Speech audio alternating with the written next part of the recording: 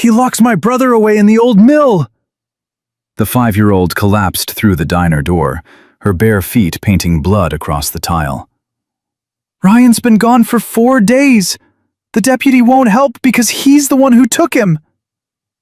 Jade Martinez looked up from his coffee and saw what no man should ever see.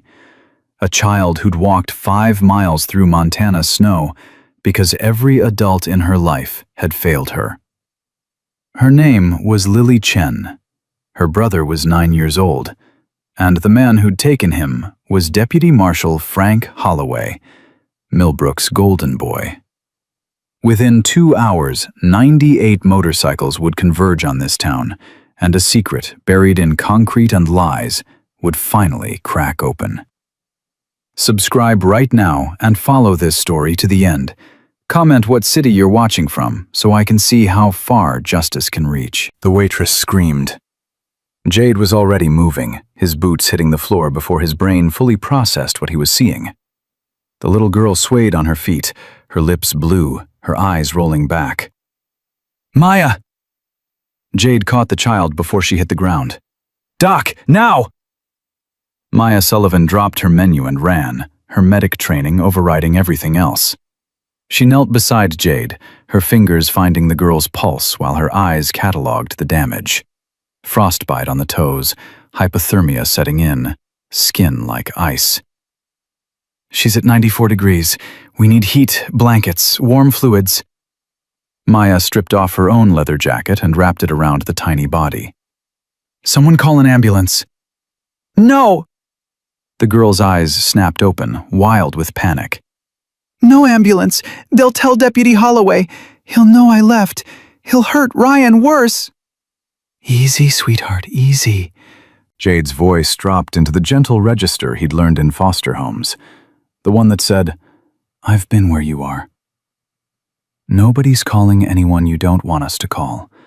But you're freezing and you're hurt, and we need to help you.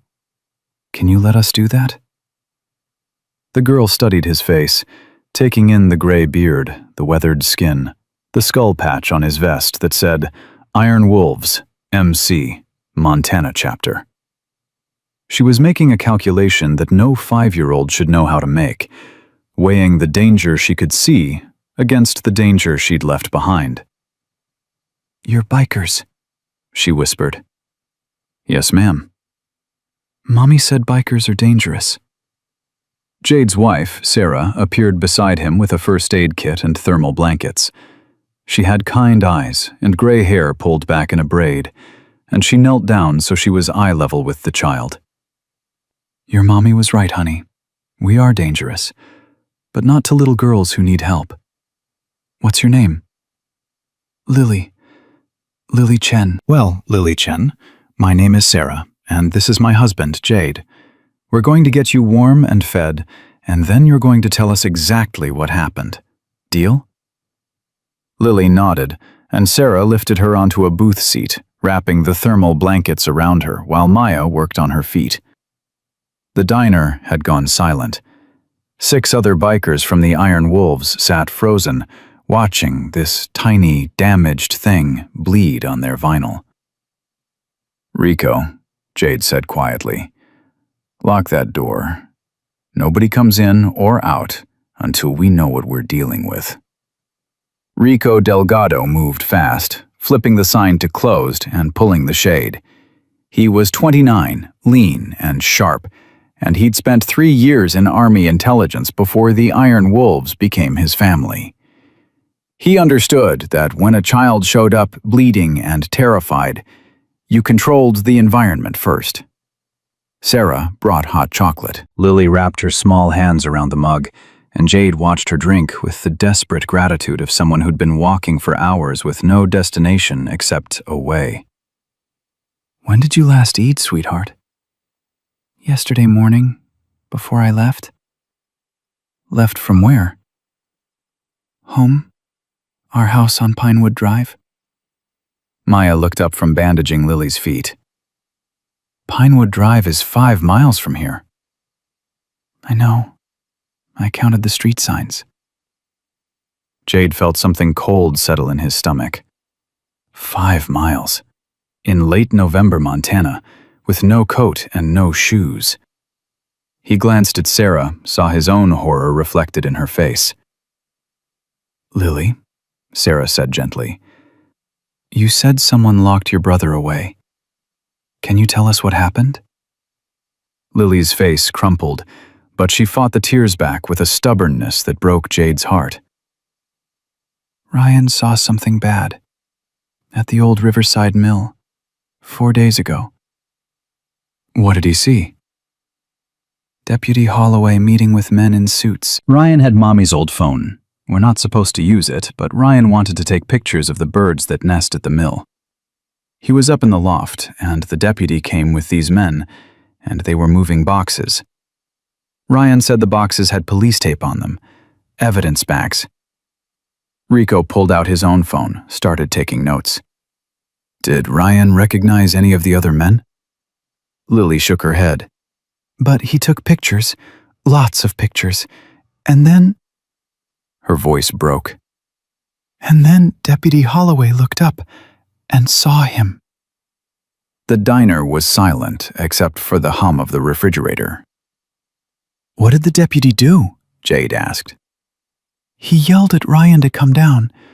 Ryan was scared, but the deputy said he just wanted to talk, so Ryan climbed down. Deputy Holloway asked to see the phone. Ryan said no. The deputy grabbed him." Lily's hands were shaking now, chocolate sloshing over the rim of the mug. "Ryan fought and pressed send on the phone before the deputy got it. He was trying to send the picture somewhere." "Did they send?" Rico asked. "I don't know. The deputy took the phone and put it in his pocket. Then he put Ryan in his police car and drove away." "When was this?" "Saturday afternoon, 4 days ago." Sarah's hand tightened on Lily's shoulder. "And you haven't seen Ryan since?" "No. The deputy came to our house that night. He told our grandmother that Ryan was being processed for juvenile trespassing and destruction of property. He said Ryan would be at the county facility for 72 hours and then we could see him. But—" Lily looked up and her eyes were ancient. "But Ryan never made it there." Jade leaned forward. "How do you know?" "Because yesterday, Grandma called the facility to ask when we could visit. They said they had no record of Ryan Chen. No intake, no processing, nothing. So Grandma called the police station, and the chief, he's Deputy Holloway's uncle, he said there must be a clerical error and they'd look into it. But they didn't. Grandma waited all day. Nobody called back. So this morning she went to the police station in person. The chief told her to go home and stop making trouble, that Ryan was fine and she'd see him when the processing was complete. Grandma got upset and said she was calling a lawyer. The chief said—" Lily's voice dropped to a whisper. "He said if she caused problems, social services might look into whether an old woman should be raising 2 children alone." Maya muttered something in Spanish that made Rico wince. "So Grandma came home crying," Lily continued, "and I heard her on the phone trying to find a lawyer, but everyone she called said they were too busy or they didn't handle juvenile cases. She didn't know I was listening. She told her friend that she thinks they've been threatened." Jade exchanged looks with Sarah. This wasn't random incompetence. This was coordinated silence. "Why did you leave, Lily?" Sarah asked gently. "Why not wait with your grandmother?" "Because Ryan's been gone for 4 days and nobody's looking for him. Because the police won't help and the lawyers won't help and Grandma's too scared to push anymore and because—" Lily pulled something from her pocket. A phone, old and cracked, the battery dead. "Because I found this in the deputy's patrol car." The temperature in the room dropped 10 degrees. "You what?" Jade said. "Yesterday morning, when the deputy came to talk to Grandma again, I snuck out and looked in his car. It was unlocked. I found Mommy's phone under the front seat. Ryan's pictures are on this phone. That's why the deputy hasn't given it back. That's why Ryan's missing." Rico reached for the phone, handling it like it was made of glass. This could be evidence of a serious crime. I know. Lily looked at Jade. That's why I brought it to you. Grandma says I can't trust the police. I can't trust the lawyers. I can't trust any of the grown-ups in this town because they're all either related to Deputy Holloway or scared of him or they owe him favors. So I walked to where the grown-ups aren't. And why us? Jade asked. Why the Iron Wolves? Because 3 months ago you rode through town. Ryan and I were walking home from school, and Deputy Holloway was on the corner, and he smiled at us, but his eyes were mean. And then your motorcycles came down Main Street, and Deputy Holloway's smile went away, and he looked scared. And I thought... Lily's voice was steady now, clear. I thought anybody who makes the bad man scared must be good. Sarah pulled the child into a hug, and Lily finally let the tears come, sobbing into a stranger's shoulder, because she had nowhere else left to go. Jade stood up and walked to the window, looking out at the parking lot where his bike sat. 24 hours ago, his biggest concern was whether they'd make it to Spokane before the snow hit. Now he was looking at a 5-year-old who'd been forced to become her own cavalry. Boss, Rico said quietly. We need to charge this phone and see what's on it. Do it. Maya finished wrapping Lily's feet. She needs a hospital. These wounds could get infected. No hospital, Lily said, pulling away from Sarah. They'll call social services. Social services will call Deputy Holloway. Please. I know I'm just a kid, and you probably think I'm making this up, but I'm not. Ryan's in trouble, and I'm the only one looking for him. And if you send me away, he's going to die. Jade turned around. We're not sending you anywhere, but I need you to understand something. If what you're telling us is true, if a deputy marshal has kidnapped your brother and is covering it up, that's serious. That's federal. And we're bikers, not cops. We don't have legal authority to investigate anything. But you have motorcycles, and you have each other, and you're not afraid. Lily looked at him with desperate hope. Please, I don't need legal authority. I need someone who'll actually look. Rico's laptop beeped. Phone's charging. Give me 5 minutes and I'll have access to the photos. Those 5 minutes felt like hours. Sarah made Lily eat a sandwich. Maya checked her vitals again. The other bikers stood guard, watching the street, their hands resting on weapons they hoped they wouldn't need. Then Rico swore. What? Jade crossed to the laptop in 3 strides. Look at this. Rico pulled up the first photo.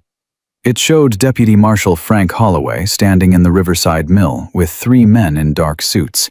Behind them, stacks of cardboard boxes, each marked with evidence tape. Now look at this one. The second photo was closer, focused on one of the boxes. The label was clear. Evidence. Case number 2847-M. Millbrook PD. Do not tamper. That's an evidence box from an active case, Rico said. And it's not in the evidence locker. It's in an abandoned mill with no chain of custody. Keep going. Rico scrolled through 17 more photos. Each one showed a different angle of the same scene. Evidence boxes being loaded into an unmarked van, documents being photographed, and in the last photo, a clear shot of one of the men in suits. His face was visible, his ID badge partially showing. Rico zoomed in, enhanced the image. That's a DOJ badge. Department of Justice. Federal. Jade felt the floor shift under him. A deputy marshal and federal agents are stealing evidence from a local police case? Or planting it somewhere else, or destroying it. Hard to say without knowing what case those boxes belong to. Sarah pulled up a chair. Lily, honey, do you know anything about a police case in Millbrook? Something big that would involve the Department of Justice? Lily shook her head. I'm 5.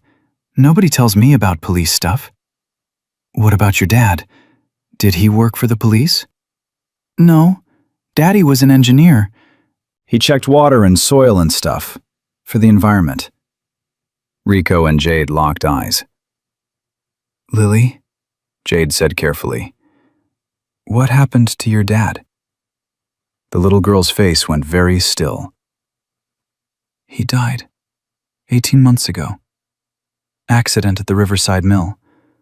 Something fell on him. The room went silent. Same mill where Ryan saw the deputy, Sarah whispered. Jade's phone was in his hand before he made the conscious decision to call. The number he dialed belonged to a man he'd served with in Iraq, a man who now worked for the FBI in Seattle. Marcus, it's Jade Martinez. I need you to run a name for me. David Chen, Millbrook, Montana, died 18 months ago in an industrial accident, and I need you to pull any DOJ cases involving Millbrook in the past 2 years.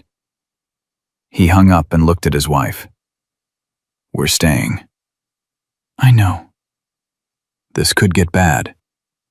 I know that too. Jade turned to Rico. Make the call. I want every chapter within 300 miles here by morning. Full alert. How many is that? 98 bikes, give or take. Lily looked up at him. 98? You walked 5 miles to find help, little one. Help's coming. More help than you know what to do with. His phone rang. Marcus, calling back in under 5 minutes. That was never a good sign. Jade, where are you right now? Millbrook, why? Get out. Get out right now. David Chen wasn't an accident victim. He was a federal witness. He was scheduled to testify before a grand jury about environmental contamination at the Riverside Mill. The case involved corporate fraud, falsified EPA reports, and... Marcus paused. And allegations that local law enforcement was being paid to destroy evidence and intimidate other potential witnesses. Who was paying them? A company called Summit Energy. They want the mill site for natural gas extraction, but there's a complication. The land includes Native American burial grounds, and the Chen family was leading the opposition. David Chen's water samples proved the site was already contaminated. His testimony would have shut down the whole operation. And then he died. 3 days before his grand jury appearance. The investigation into his death was handled by, let me guess, Deputy Marshal Frank Holloway. His uncle, actually. The sheriff. Holloway was a patrol officer at the time. He signed off on the accident report as a witness, called it equipment failure.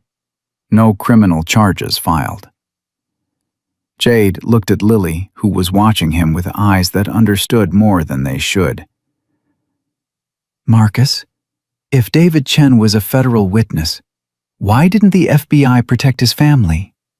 We tried. The case agent requested protective custody for the widow and kids. Request was denied by someone at DOJ. File was sealed, and 2 weeks later, Chen's widow died in a car accident. The phone almost slipped from Jade's hand. Lily's mother? Jennifer Chen. Single vehicle collision on Highway 12.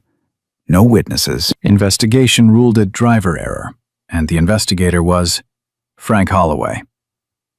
By then he'd been promoted to deputy marshal.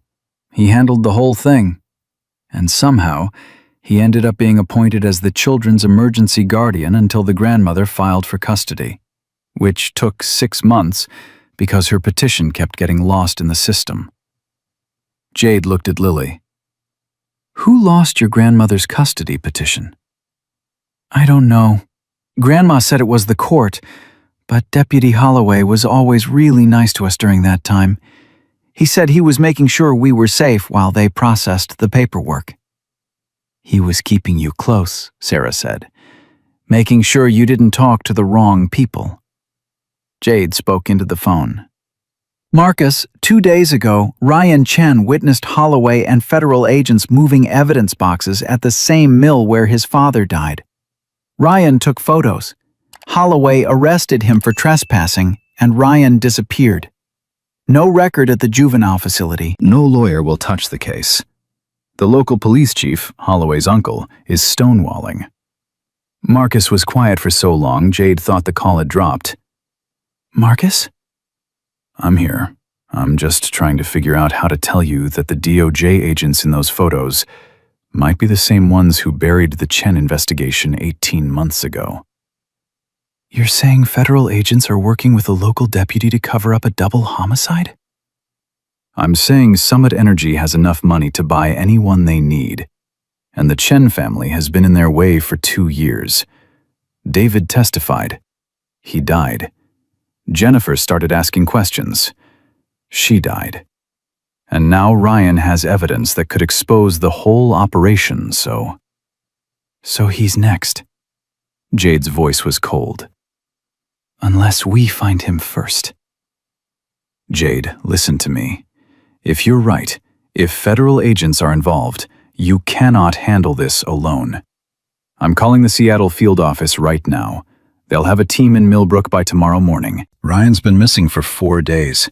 We don't have until tomorrow morning. Then don't do anything stupid until I get there. I'm leaving now. I'll be there in 6 hours. 6 hours is a long time for a 9-year-old locked in a mill basement. Jade, thanks for the intel, Marcus. See you when you get here. He hung up and looked at his family, because that's what they were, the Iron Wolves, a family built from broken pieces that had learned to protect each other. Here's the situation, Jade said. Ryan Chen witnessed a federal crime. The people who committed it have already killed his parents and made it look like accidents. Now they have Ryan, and they're deciding whether it's safer to release him or make him disappear permanently.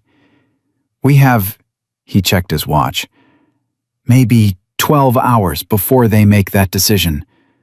What we don't have is legal authority, federal backup, or any evidence that will hold up in court. What we do have, Rico said, is a phone full of photos and 98 really angry bikers. And we have me, Lily said. Her voice was small but steady. I know things about Daddy and Mommy and what happened. I remember. Jade knelt in front of her. What do you remember, sweetheart? The night before Daddy's accident, men came to our house. Mommy made us hide in the closet, but I could hear them.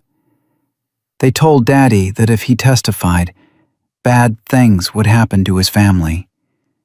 Daddy said he wasn't afraid. The men said he should be.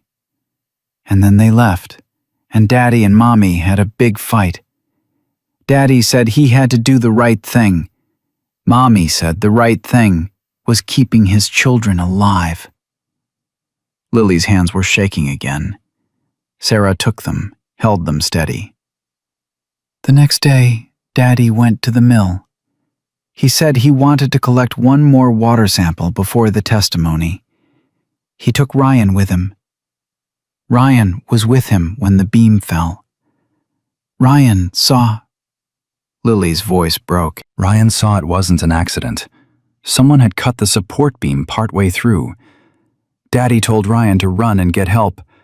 Ryan ran, but by the time the ambulance came, Daddy was already dead. The diner had gone completely silent. Did Ryan tell anyone what he saw? Jade asked. He tried to tell Deputy Holloway. The deputy said Ryan was confused because he was traumatized. He said children make up stories when they're scared. He said if Ryan kept telling that story, people would think he was crazy and take him away from Mommy. So Ryan stopped talking about it. But he didn't forget. He never forgot. Jade stood up and looked at his brothers. That boy has been living with the knowledge that someone murdered his father for 18 months. He's been watching his mother ask questions and die for it. And now he's got proof that the same people are still operating, still destroying evidence, still getting away with it. If we don't find him, we'll find him, Maya said. No child left behind. That's the code. No child left behind, the others echoed. Jade pulled out his phone and started texting. Chapter presidents from Idaho, Wyoming, North Dakota, Washington, Oregon. The message was simple. Child missing. Federal corruption. Possible homicide. Need all hands. Millbrook, Montana. Now. The responses came back within minutes. Boise chapter, 12 bikes, 3 hours out. Spokane chapter, 18 bikes, 4 hours out. Wyoming chapter, 23 bikes, 6 hours out. The messages kept coming. By the time Jade's phone stopped buzzing, 98 motorcycles were converging on a town that had spent 18 months burying the truth. Lily watched him, hope and terror warring in her eyes. What happens now? Jade picked up Ryan's phone, the evidence that could bring down a conspiracy. Now? Now we go find your brother, and we make sure everyone who hurt your family answers for it. Sarah wrapped Lily in another blanket. But first, you're going to rest. You've been walking all night, and you're exhausted. I can't rest. Ryan needs me. Ryan needs you alive and strong, Jade said gently. The bikes won't be here for a few hours anyway. Sleep. We'll wake you the second we're ready to move. Lily looked like she wanted to argue, but her body betrayed her. The adrenaline that had carried her 5 miles was crashing, and she curled into Sarah's arms like a child half her age. Promise you won't leave without me? Lily whispered. I promise. Within minutes, Lily was asleep. Sarah carried her to a booth in the back and laid her down with jackets for pillows and blankets piled high. Jade watched the little girl sleep and thought about all the ways the world failed children. He thought about the systems designed to protect them that instead became weapons used against them. He thought about Ryan Chen, 9 years old, locked somewhere dark, waiting for help that might never come. And he thought about the 98 bikers riding through the night, answering a call they didn't have to answer, for a child they'd never met. Because sometimes the system fails, and sometimes when it does, the only thing standing between a child and the dark is a bunch of outlaws who still believe in something. Rico looked up from his laptop. "Boss, I've been digging into Summit Energy. This goes deeper than we thought." "How deep?" 7 families have refused to sell their land to Summit. All 7 have experienced what the insurance companies call unfortunate incidents in the past 18 months. House fires, car accidents, mysterious illnesses. 3 dead. 4 families relocated out of state. The Chen family was supposed to be next. Except David Chen fought back. And died for it, along with his wife. Which leaves 2 orphaned children who inherit the property and have a grandmother with no legal or financial resources to fight a multi-billion-dollar corporation. Exactly. Summit's been waiting for the grandmother to fold. But now Ryan's got evidence that could expose their whole operation. Evidence of federal agents conspiring with local law enforcement to destroy a criminal investigation. Jade pulled up a chair. "Walk me through what we're looking at." Best case scenario. We find Ryan alive, get him to federal authorities we can trust, and his testimony plus these photos bring down everyone involved. Worst case? They've already killed him and buried the phone. We ride in there, find nothing, get arrested for harassment, and Summit Energy moves forward with their extraction operation, while the Chen family loses everything. What's the middle case? Rico met his eyes. Middle case is we find Ryan, but he's in bad shape. Traumatized, maybe hurt. Maybe not coherent enough to testify, and without his testimony, the photos might not be enough. Good lawyers can explain away photos. They can't explain away a child who can articulate exactly what he saw and when. So we need Ryan alive and able to talk. Yeah. Jade looked out the window at the early morning light creeping across the Montana sky. Somewhere in this town, a 9-year-old boy was waiting. Maybe he'd given up hope. Maybe he thought everyone had forgotten him.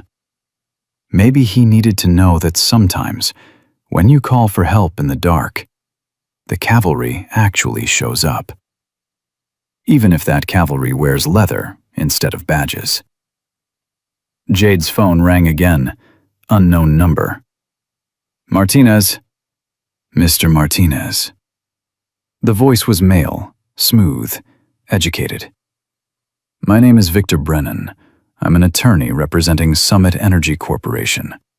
I understand you've recently come into possession of certain property that doesn't belong to you. Jade's blood went cold. A child who's looking for her missing brother. Her brother who was arrested by your Deputy Marshal Holloway 4 days ago and hasn't been seen since. There was a pause. I'm not aware of any missing child. Ryan Chen, 9 years old, arrested Saturday for trespassing at Riverside Mill. No record of intake at the county juvenile facility. No record anywhere.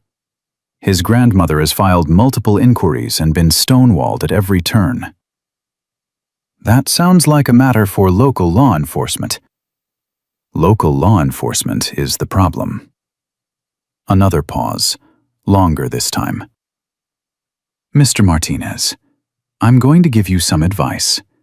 You seem like a reasonable man. You've served your country. You understand how systems work. Sometimes children get confused. Sometimes they misremember things or exaggerate situations because they're scared and looking for attention. I'm sure the boy is fine and will turn up in due course. But in the meantime, that phone needs to be returned to the proper authorities today. Define proper authorities. Deputy Marshal Holloway. He's the lead investigator on the Chen case. The phone should be in his custody. The same deputy marshal who might have killed the Chens and is now covering it up? That's a very serious accusation. One I hope you're prepared to defend in court. I've got photos that suggest federal agents and local law enforcement were conspiring to tamper with evidence. You want to take that to court? Let's go. I'll bring the press. Victor Brennan's voice hardened. Mr. Martinez, you're making a mistake.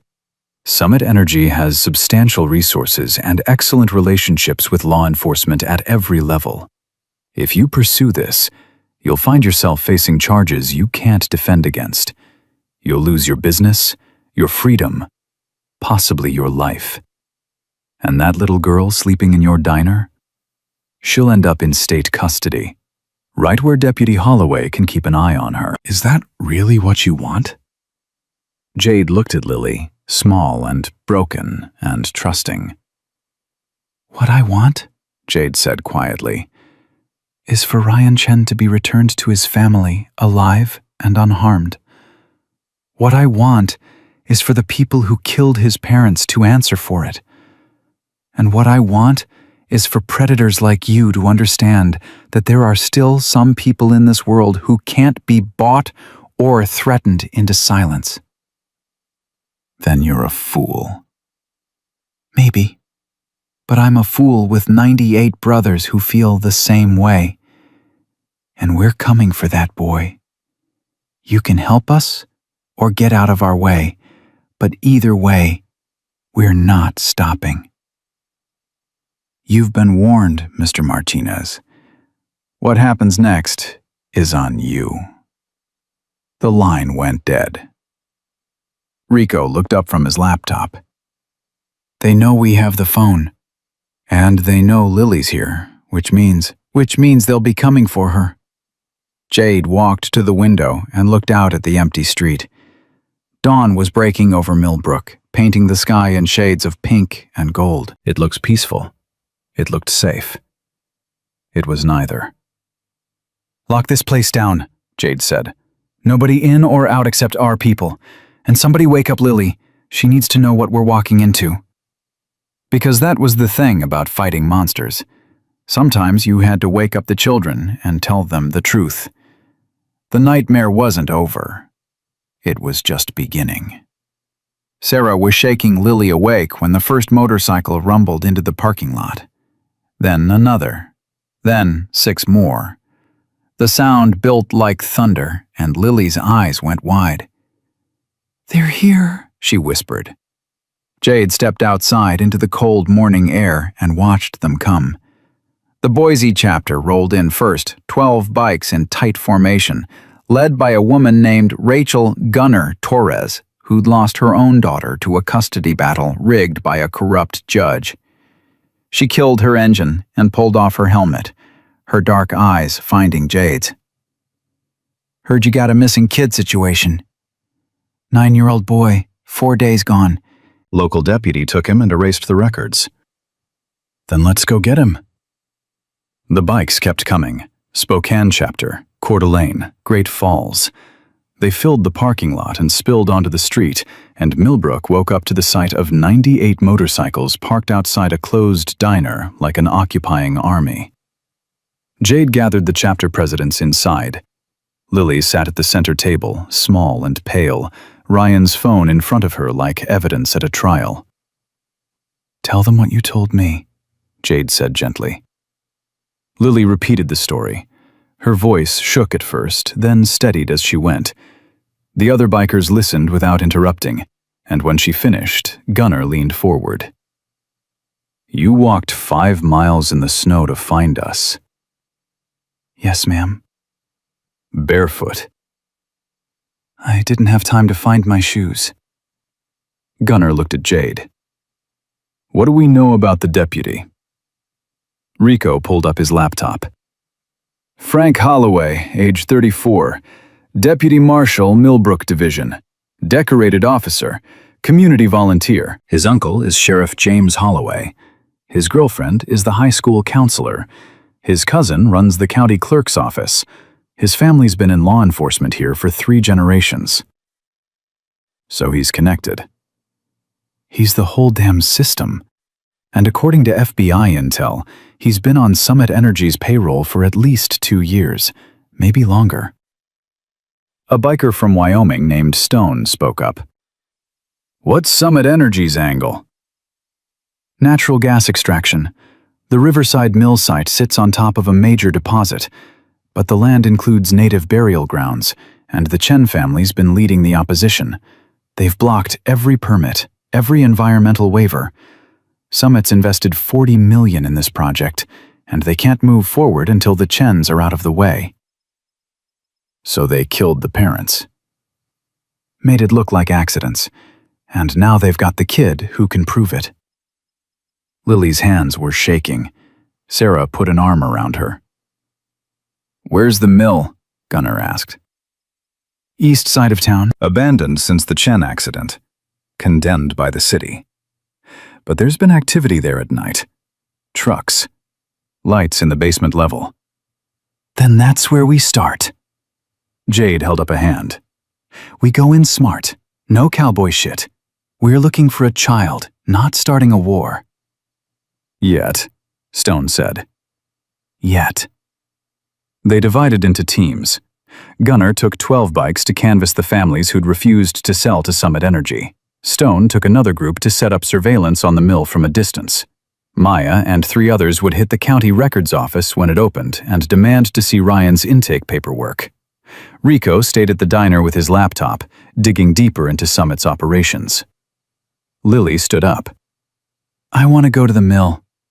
"Absolutely not," Sarah said. "Ryan might hear my voice. He might call out if he knows I'm there. And Deputy Holloway might grab you too.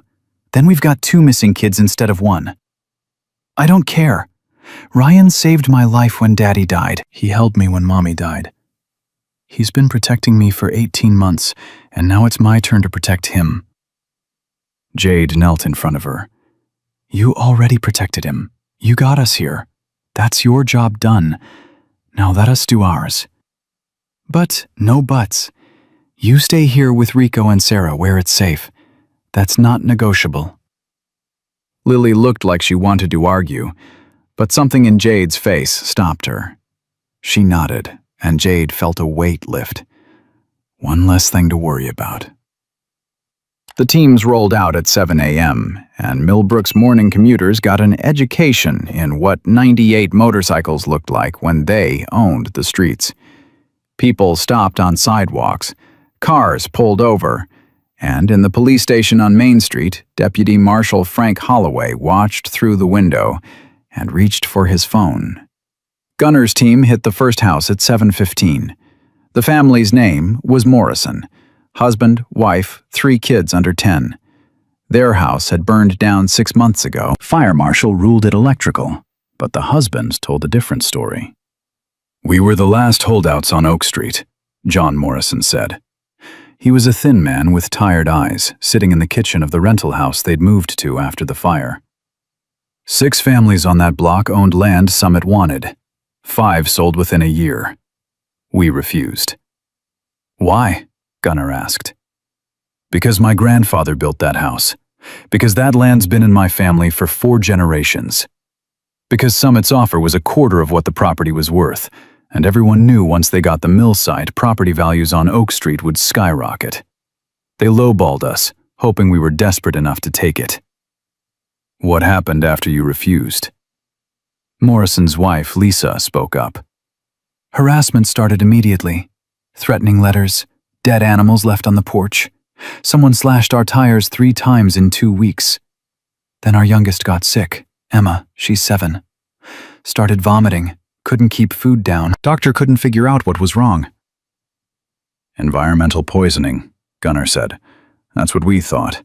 Had our well water tested. Came back contaminated with industrial runoff. Same chemicals David Chen found at the mill site." "Did you report it?" "To who? The sheriff's office? They told us it was probably a natural occurrence, and we should get city water installed. Cost us $15,000 we didn't have." "And then the fire?" "Started in the walls, 3 a.m. on a Tuesday. We barely got the kids out. Lost everything. And you know who showed up to investigate?" "Deputy Holloway." He was so sympathetic, so helpful. Told us how lucky we were that nobody died. Suggested that maybe this was a sign we should take Summit's offer and start fresh somewhere else. Said he could facilitate the sale, make sure we got a fair price. "Did you sell?" Morrison's face hardened. "We took the money. We didn't have a choice. Our daughter was sick. Our house was gone. We were living in a motel. Summit came back with a better offer, still under market value, but enough to pay our debts and relocate. We signed the papers the same day David Chen died at the mill." Gunner made notes. "You think the timing was connected?" "I know it was. David Chen was the only one with the resources to fight Summit in court. He had evidence. He had expert testimony.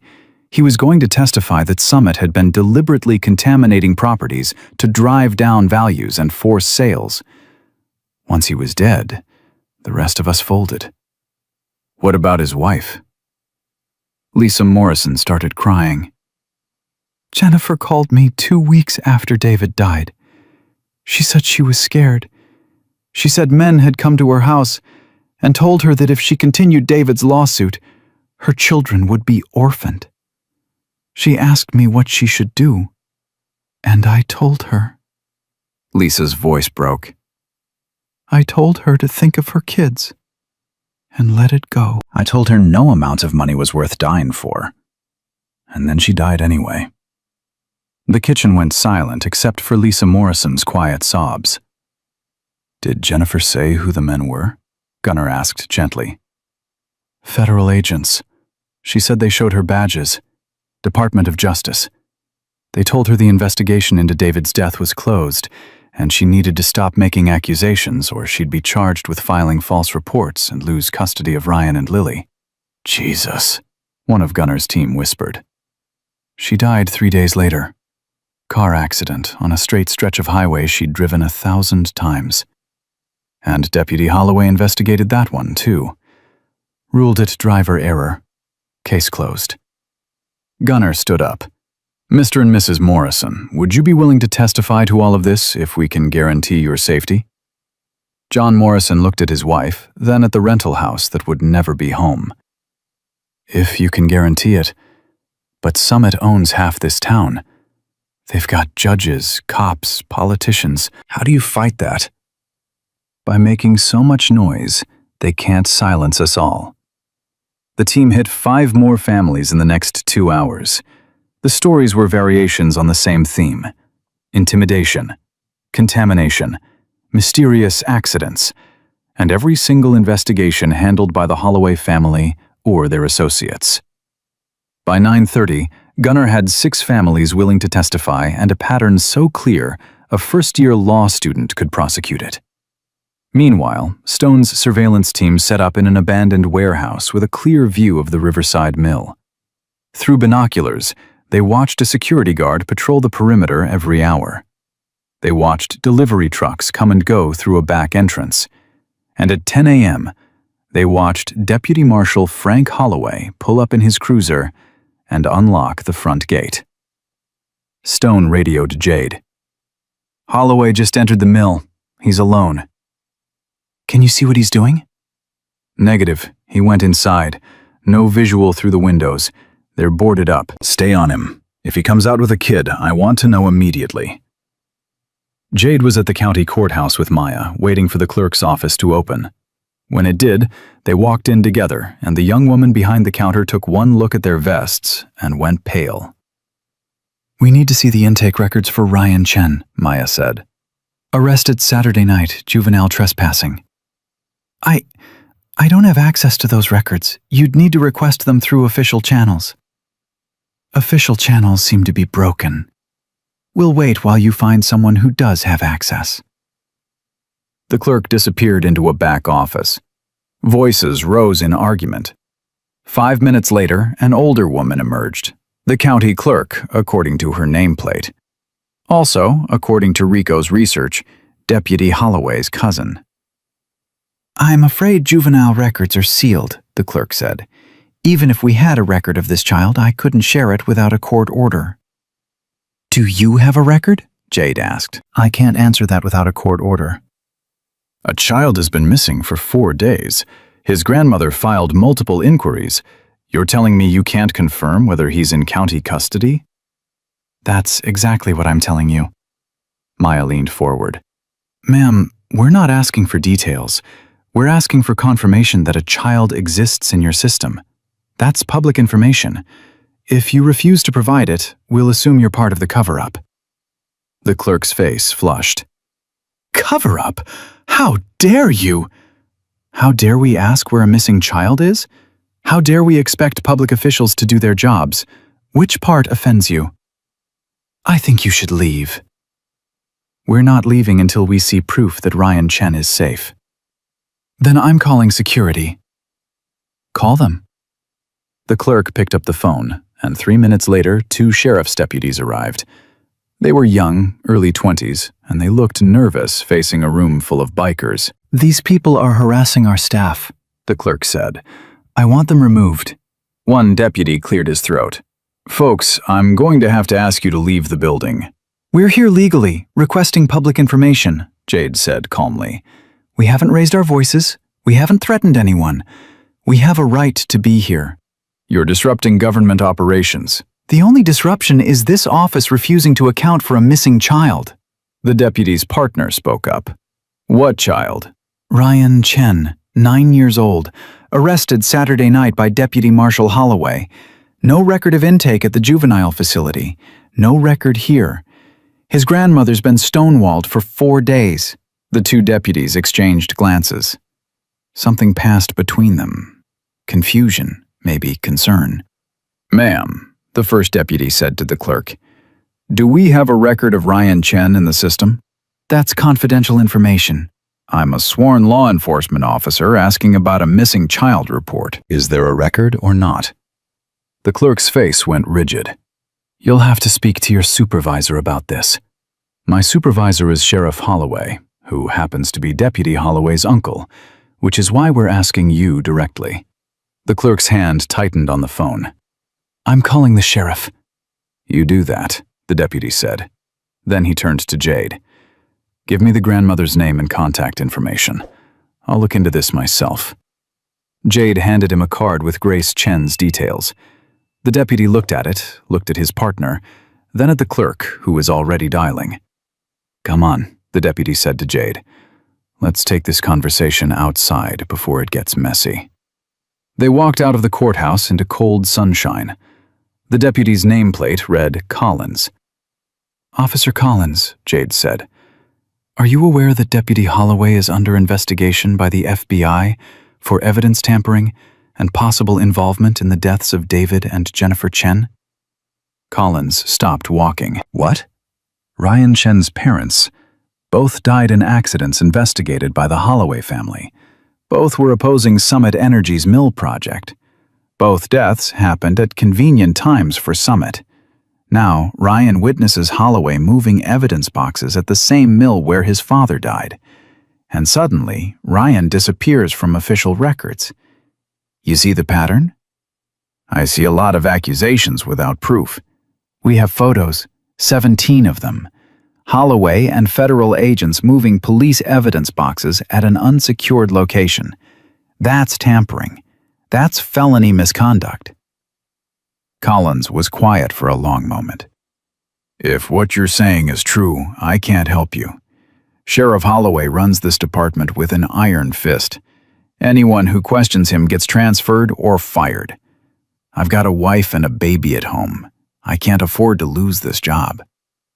"But you believe me." "I didn't say that." "You didn't have to. You asked the clerk directly about Ryan Chen." "You walked out here instead of arresting us for disruption. You know something's wrong."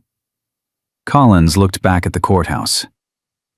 6 months ago, a dispatcher named Sarah Winters filed a complaint. She said she overheard Sheriff Holloway telling Deputy Holloway to lose some paperwork related to a land dispute. The complaint went to Internal Affairs. Sarah was fired 2 weeks later for performance issues. She moved to Idaho. I tried to contact her to ask what really happened. Her phone number's disconnected. It's like she disappeared. Because they scared her enough that she ran. Or they did something worse. Collins met Jade's eyes. "Look, I can't officially help you. But unofficially? Check the mill basement. There's old holding cells down there from when it was a processing facility. If Holloway's hiding someone, that's where I'd look." "Have you been down there?" "Once. 5 years ago during a training exercise. It's a maze. Easy to get lost. Easy to lock someone in and forget about them." Jade felt ice in his veins. "How many cells?" "Dozen, maybe more. All connected by tunnels. Some of them flood when it rains. We had 2 inches yesterday." "If Ryan's locked in a basement cell and water's rising, then you'd better find him fast."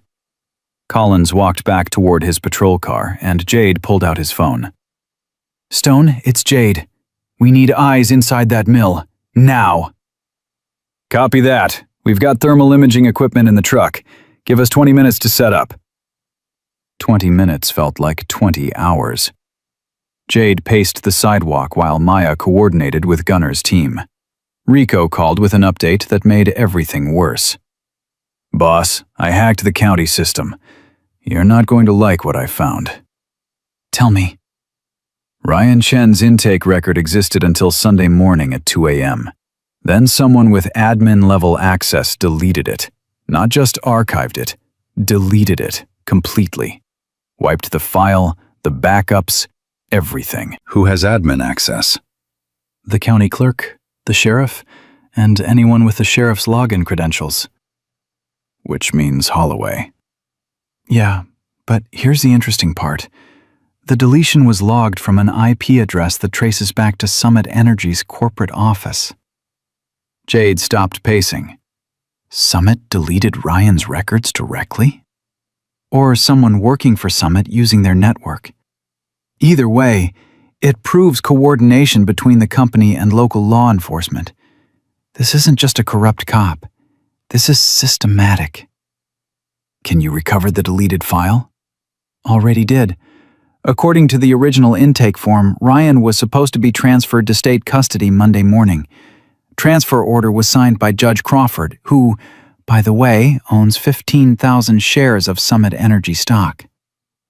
So the whole system's rigged. Top to bottom. But boss, there's something else.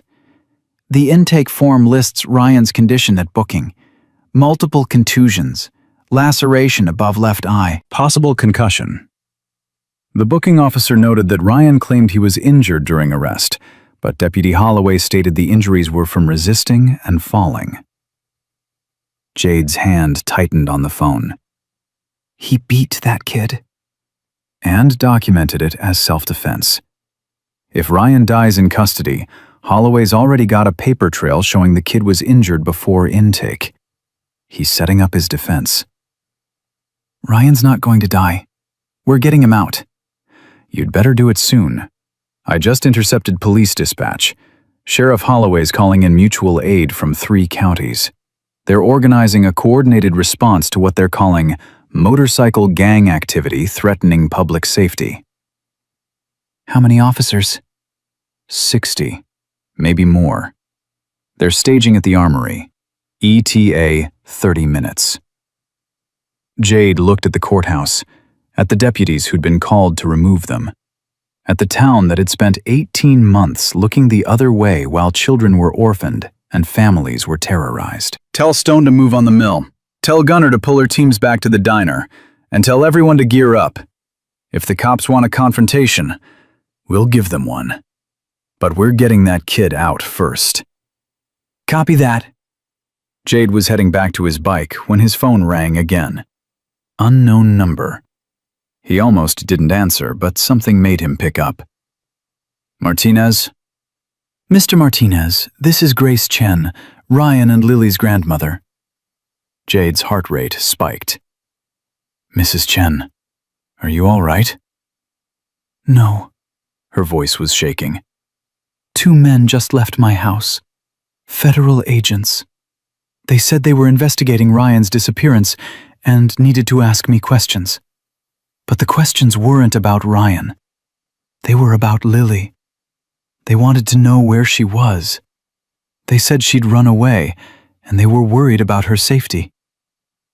What did you tell them? I said I didn't know. But, Mr. Martinez, they weren't concerned. They were angry. They searched my house without a warrant. They took David's laptop and all of Jennifer's papers, and when they left, one of them said... Grace's voice broke. He said that children who wander off in Montana winters sometimes don't come back. He said Lily should come home before something terrible happens. That's a threat. I know. I know what they're doing. They're trying to scare me into giving them Lily. Because Lily knows where Ryan's phone is, and Ryan's phone has the evidence. Mrs. Chen, do you have somewhere safe you can go? I'm 70 years old with arthritis and no car. Where would I go? Jade made a decision. Stay inside. Lock your doors. I'm sending someone to get you. You're going to spend the day with your granddaughter where we can protect you both. You can't protect us from federal agents. Watch me. He hung up and radioed Gunner. Change of plans. I need you to pick up Grace Chen. Address is 847 Pinewood Drive. Bring her to the diner. Use back roads and make sure you're not followed. On it. Everything was accelerating now. The pieces moving into place like a chess game where both sides knew the end game was coming and neither could back down. Jade climbed on his bike and headed back to the diner where Lily was waiting with Rico and Sarah. When he walked in, Lily looked up with hope and fear mixed together on her small face. Did you find him? Not yet, but we're close. How close? Jade knelt in front of her. Close enough that the bad people are getting desperate, which means we need to be smart. Your grandmother's coming here. Some federal agents visited her and made threats. We think they're going to try to use her to get to you. Lily's face went white. They're going to hurt Grandma? Not if we get her first. Gunner's bringing her here now. And then what? Then we find Ryan and end this. Rico's laptop beeped. Thermal imaging is up from the mill. They crowded around the screen. The thermal camera showed the mill's interior in shades of red and blue. Most of the building was cold, empty. But in the basement level, in the northeast corner, there was a small heat signature, human-sized, not moving. That's him, Lily whispered. That's Ryan. Jade stared at the screen. The heat signature was faint, barely registering, which meant whoever it was had been there long enough that their body temperature was dropping. Hypothermia, dehydration, maybe worse. Stone, Jade said into the radio. I need you to breach that mill right now. Northeast basement corner. We have a possible victim in critical condition. Negative, boss. Holloway's still inside, and he's got company. 2 more vehicles just pulled up. Looks like private security. How many? 6, armed with rifles. They're setting up a perimeter. Jade looked at the thermal image, at the small fading heat signature that might be a 9-year-old boy dying in the dark. Then we go through them. Boss, if we breach while Holloway's inside, this turns into a hostage situation. He could use the kid as leverage. Or he could kill the kid and destroy the evidence while we sit out here with our thumbs up our asses. Sarah put a hand on Jade's arm. There's another way. I'm listening. Lily said she and Ryan used to play at the mill before their father died, which means she knows the layout. She might know a way in that Holloway security won't be watching. Jade looked at Lily. Is that true? Lily nodded. There's a drainage tunnel on the south side. It comes up through the old boiler room. Ryan and I used to sneak in there to explore. Daddy didn't know. He would have been mad. Can you draw us a map? I can do better than that. I can show you. Absolutely not. You won't find it without me. The entrance is hidden under brush, and it's only big enough for a kid to fit through. You'd walk right past it. Sarah and Jade locked eyes. She knew what he was thinking. They both knew this was a terrible idea. But terrible ideas were all they had left.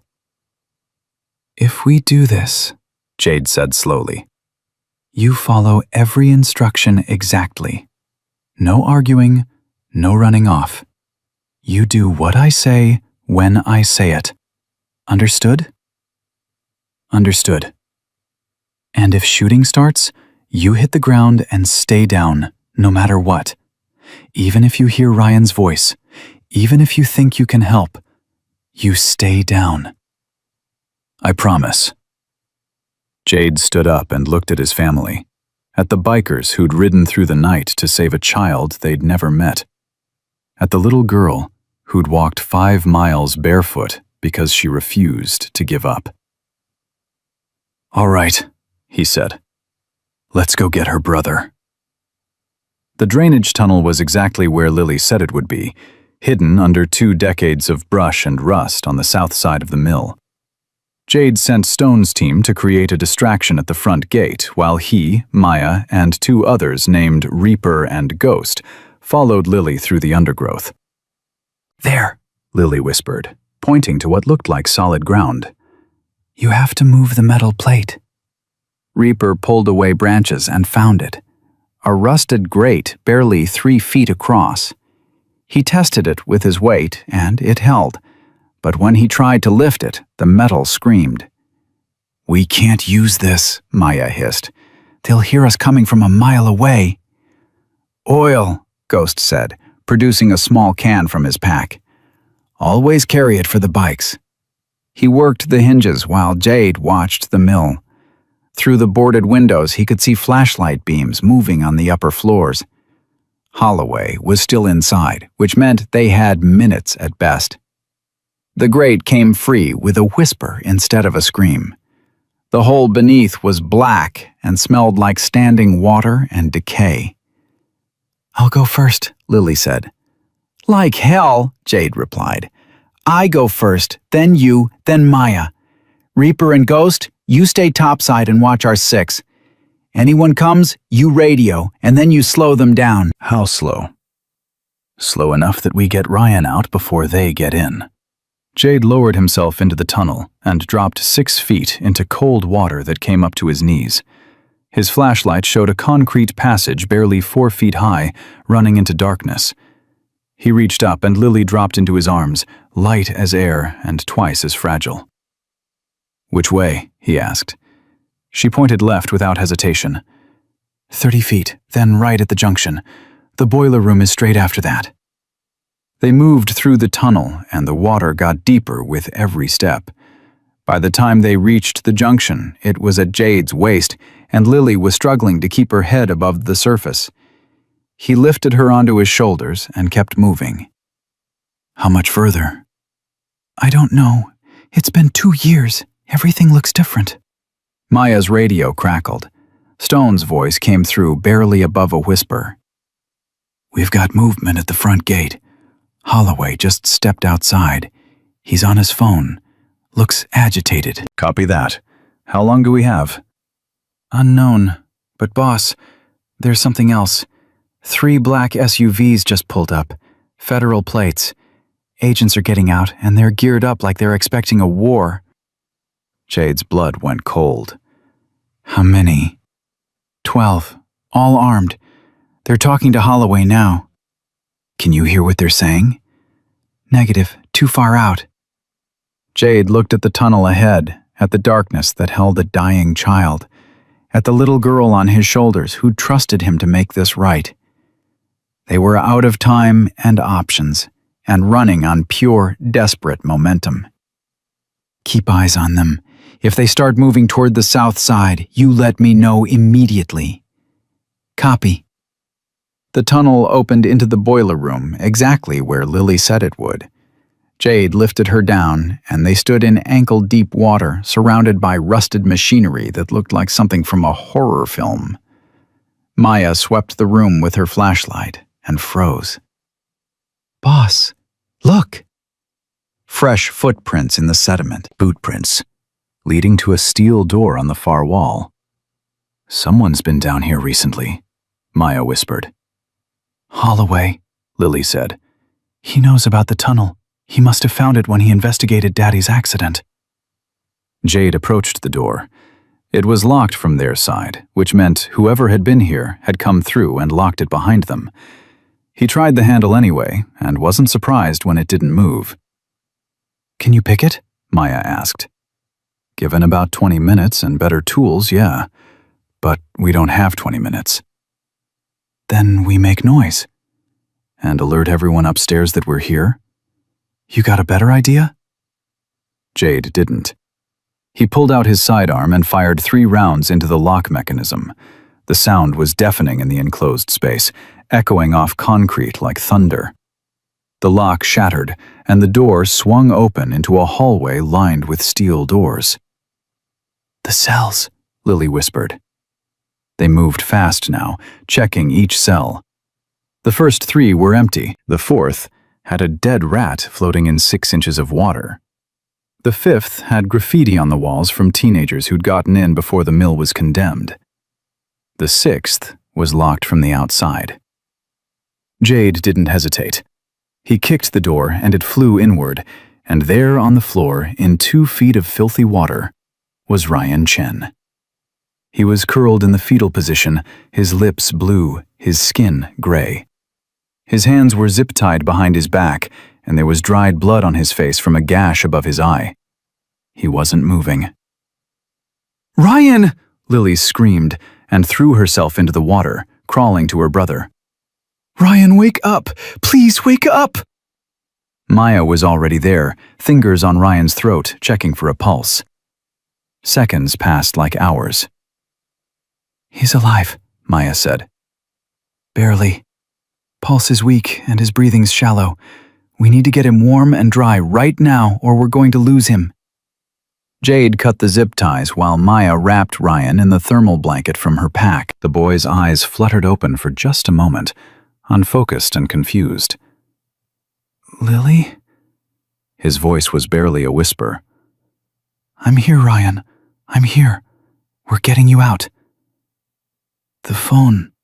Did you—" "I got it. I got the phone and I found help, just like you told me to. Ryan's eyes found Jade. You're the bikers. That's right, son. And we're not leaving without you. Ryan's hand reached up, grabbed Jade's vest with the last of his strength. Holloway, he said he's going to kill Grandma, make it look like an accident, like Mommy and Daddy. Your grandma's safe. She's with my people. He said, evidence room. Summit paid him to destroy the water samples. All of them. Ryan, save your strength. No. Ryan was crying now, frustrated tears mixing with the filthy water. You don't understand. The samples prove the contamination was deliberate. Summit poisoned 7 properties, including ours, to force the sales. Daddy documented everything, but Holloway took the evidence. It's still here, in the old evidence room, basement level 2. Jade looked at Maya. There is another level? According to the building plans, she said, pulling out her phone and checking the photos Rico had sent. Basement 2 is where they used to store chemicals for the processing.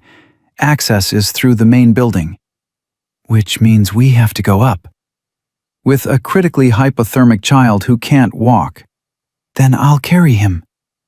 Jade lifted Ryan, and the boy weighed nothing, all bone and terror and stubborn will to survive. They moved back through the boiler room toward the tunnel, but Stone's voice stopped them. Boss, they're coming. Holloway and 6 agents heading for the south entrance. They know you're inside. How long? 2 minutes, maybe less. Jade looked at the tunnel, at the water that was still rising, at Ryan who needed a hospital 5 minutes ago. Going back the way they came meant walking straight into federal agents with automatic weapons. Going up meant navigating a building they didn't know while carrying a victim who couldn't run. Change of plans, Jade said. Maya, take Ryan and Lily back through the tunnel. Get them to the bikes and get them to a hospital. I'll go up to basement 2 and find the evidence room. Alone? That's suicide. It's the only play we have. Ryan's dying, and those water samples are the only proof we have of deliberate poisoning. If Summit destroys them, this whole thing falls apart. Boss, that's an order.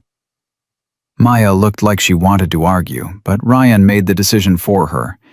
His eyes rolled back, and his body went limp in Jade's arms. He's seizing, Maya said, checking his vitals. We're out of time. I need to get him to a hospital right now. She took Ryan from Jade's arms and started back toward the tunnel. Lily stood frozen, torn between following her brother and staying with the man who'd come this far. Go, Jade said gently.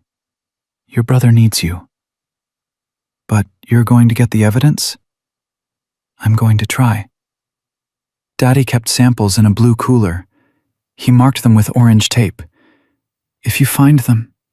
Lily's voice broke. If you find them, you prove they murdered my parents. Then I'll find them. Lily hugged him quickly, fiercely, and then ran after Maya into the darkness. Jade watched them disappear and then turned toward the steel door that led into the main building. He could hear boots on concrete above him now, multiple sets, moving fast. He went up the stairs 2 at a time, his weapon drawn, his heart pounding. The first floor was empty, just rusted machinery and broken windows. The second floor was the same. But when he reached the stairs going down to basement 2, he heard voices. Told you the breach was on the south side. They came through the drainage tunnel just like I said they would. That was Holloway. Jade recognized the voice from news clips Rico had shown him. And you're certain the child is dead? That was a different voice, older, authoritative. 4 days without food or water and freezing temperatures? Yeah, I'm certain. The hypothermia alone would have killed him. Then why haven't you disposed of the body? Because I wanted to make sure there were no loose ends first. The girl's still out there. She has the phone. If she makes it to the FBI before we can contain this, the girl is 5 years old. She's probably dead in a ditch somewhere. You don't know this kid. She walked 5 miles in the snow to get help. She's tougher than you think. Then we need to find her before the bikers do. Jade's hand tightened on his weapon. He wanted to walk down those stairs and put a bullet in Holloway right now, but that wouldn't get him the evidence. That wouldn't save the families Summit had poisoned. That wouldn't finish what David Chen had started. He moved past the stairs and found another passage leading deeper into the basement. The walls here were lined with old filing cabinets and storage lockers, all rusted and forgotten. And at the end of the hall, a door marked Evidence, Authorized Personnel Only. The door was locked. Jade shot the lock and pushed inside. The room was full of boxes and bags, all cataloged and dated, all covered in dust.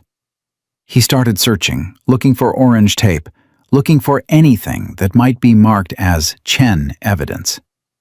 His radio crackled. Reaper's voice, urgent. "Boss, we've got a problem. Sheriff's deputies just arrived. 20 cars. They're surrounding the building." "Where's Maya?" "Made it to the bikes. She's en route to the hospital with the kids." "Good. Tell everyone else to pull back. Get out of here while you can." What about you? "I'm finishing what I started." "Boss, that's an order, Reaper. Get our people clear. I'll find my own way out." He turned off the radio before Reaper could argue and went back to searching. There were hundreds of boxes, thousands of evidence bags. Finding one blue cooler in this mess was like finding a needle in a haystack while the haystack was on fire. Then he saw it, pushed into the corner behind a filing cabinet. Blue plastic, orange tape. The label read, Chen, David, water samples, case number 2847-M, sealed by order. Jade grabbed the cooler and was heading for the door when Holloway appeared in the doorway with a gun pointed at Jade's chest. "Put it down," Holloway said. "Can't do that." "I'm a federal officer. Put down the evidence and step away." "You're a murderer, and I'm walking out of here with proof." Holloway's finger moved to the trigger. "You're not walking anywhere." "You going to shoot me? In front of all these witnesses?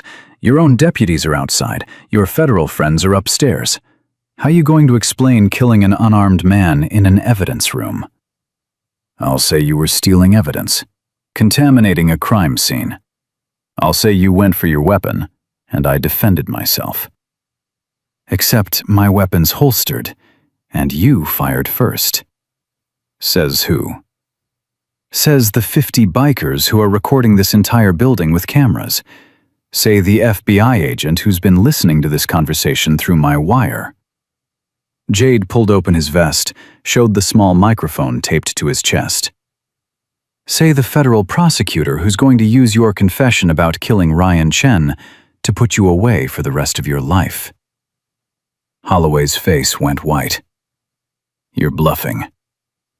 "Am I? Because from where I'm standing, you just admitted to kidnapping and attempted murder of a federal witness.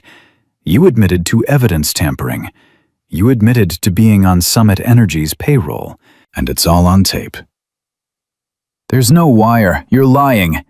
"Then shoot me and find out." They stood there, 10 feet apart, weapons drawn, both knowing that the next 30 seconds would decide everything. And then a voice came from behind Holloway. "Put the gun down, Frank." Officer Collins stepped into the doorway, his own weapon drawn, and pointed at Holloway's back. "Collins, what the hell are you doing?" "My job. Put the gun down." "I'm your superior officer. You're a disgrace to the badge. I said put it down." Holloway's hand was shaking now. He was trapped, and he knew it. Behind him, more deputies appeared. Young ones, the ones who'd joined because they wanted to help people, not because they wanted to join a criminal enterprise. "It's over, Frank," Collins said. "Your uncle's already in custody. Federal agents arrested him 20 minutes ago. Summit Energy's CEO is in handcuffs. The whole operation's collapsing. You can put the gun down and face trial. Or you can shoot this man and spend the rest of your life in a cell for nothing. Holloway looked at Jade, then at Collins, then at the blue cooler full of evidence that would destroy everything he'd built. They promised me, Holloway whispered. Summit promised if I helped them, I'd be set for life. New identity, money in offshore accounts. A way out.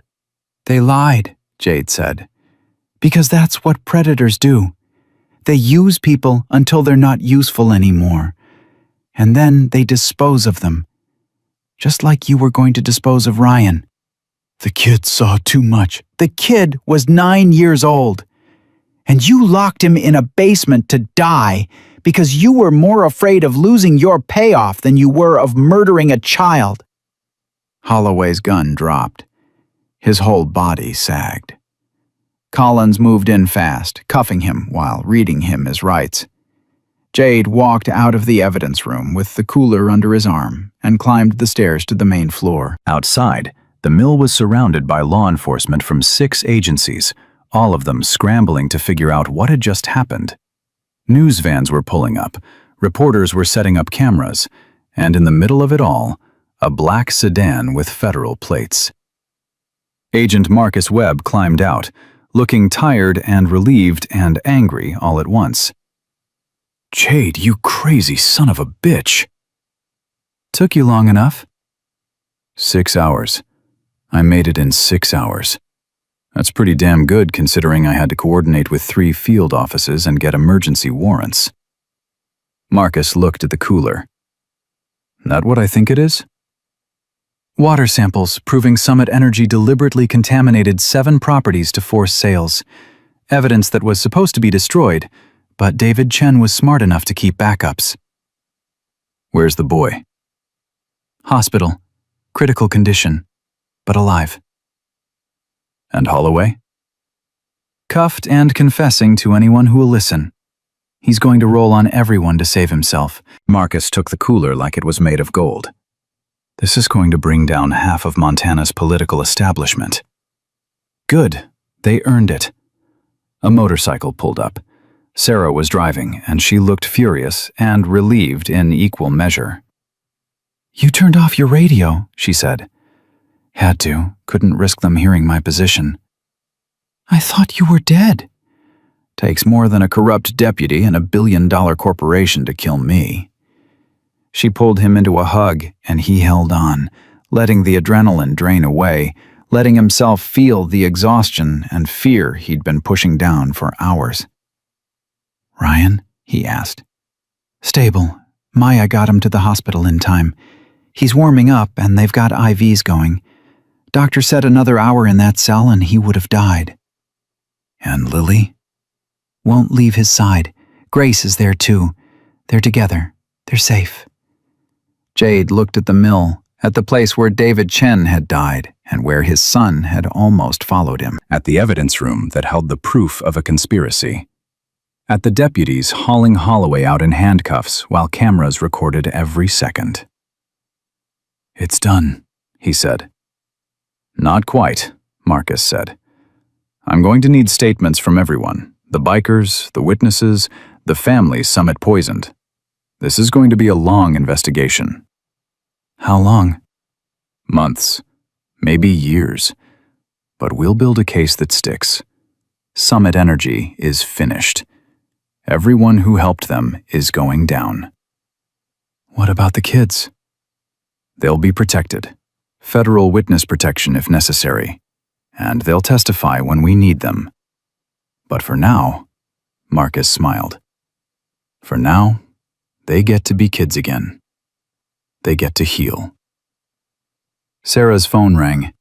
She answered, listened, and her face broke into a smile. Ryan's awake, she said. He's asking for the biker who carried him out. Jade looked at Marcus. We done here? For now. Go. I'll catch up with you later. The hospital was chaos when they arrived. News crews, federal agents. deputies trying to manage the crowd.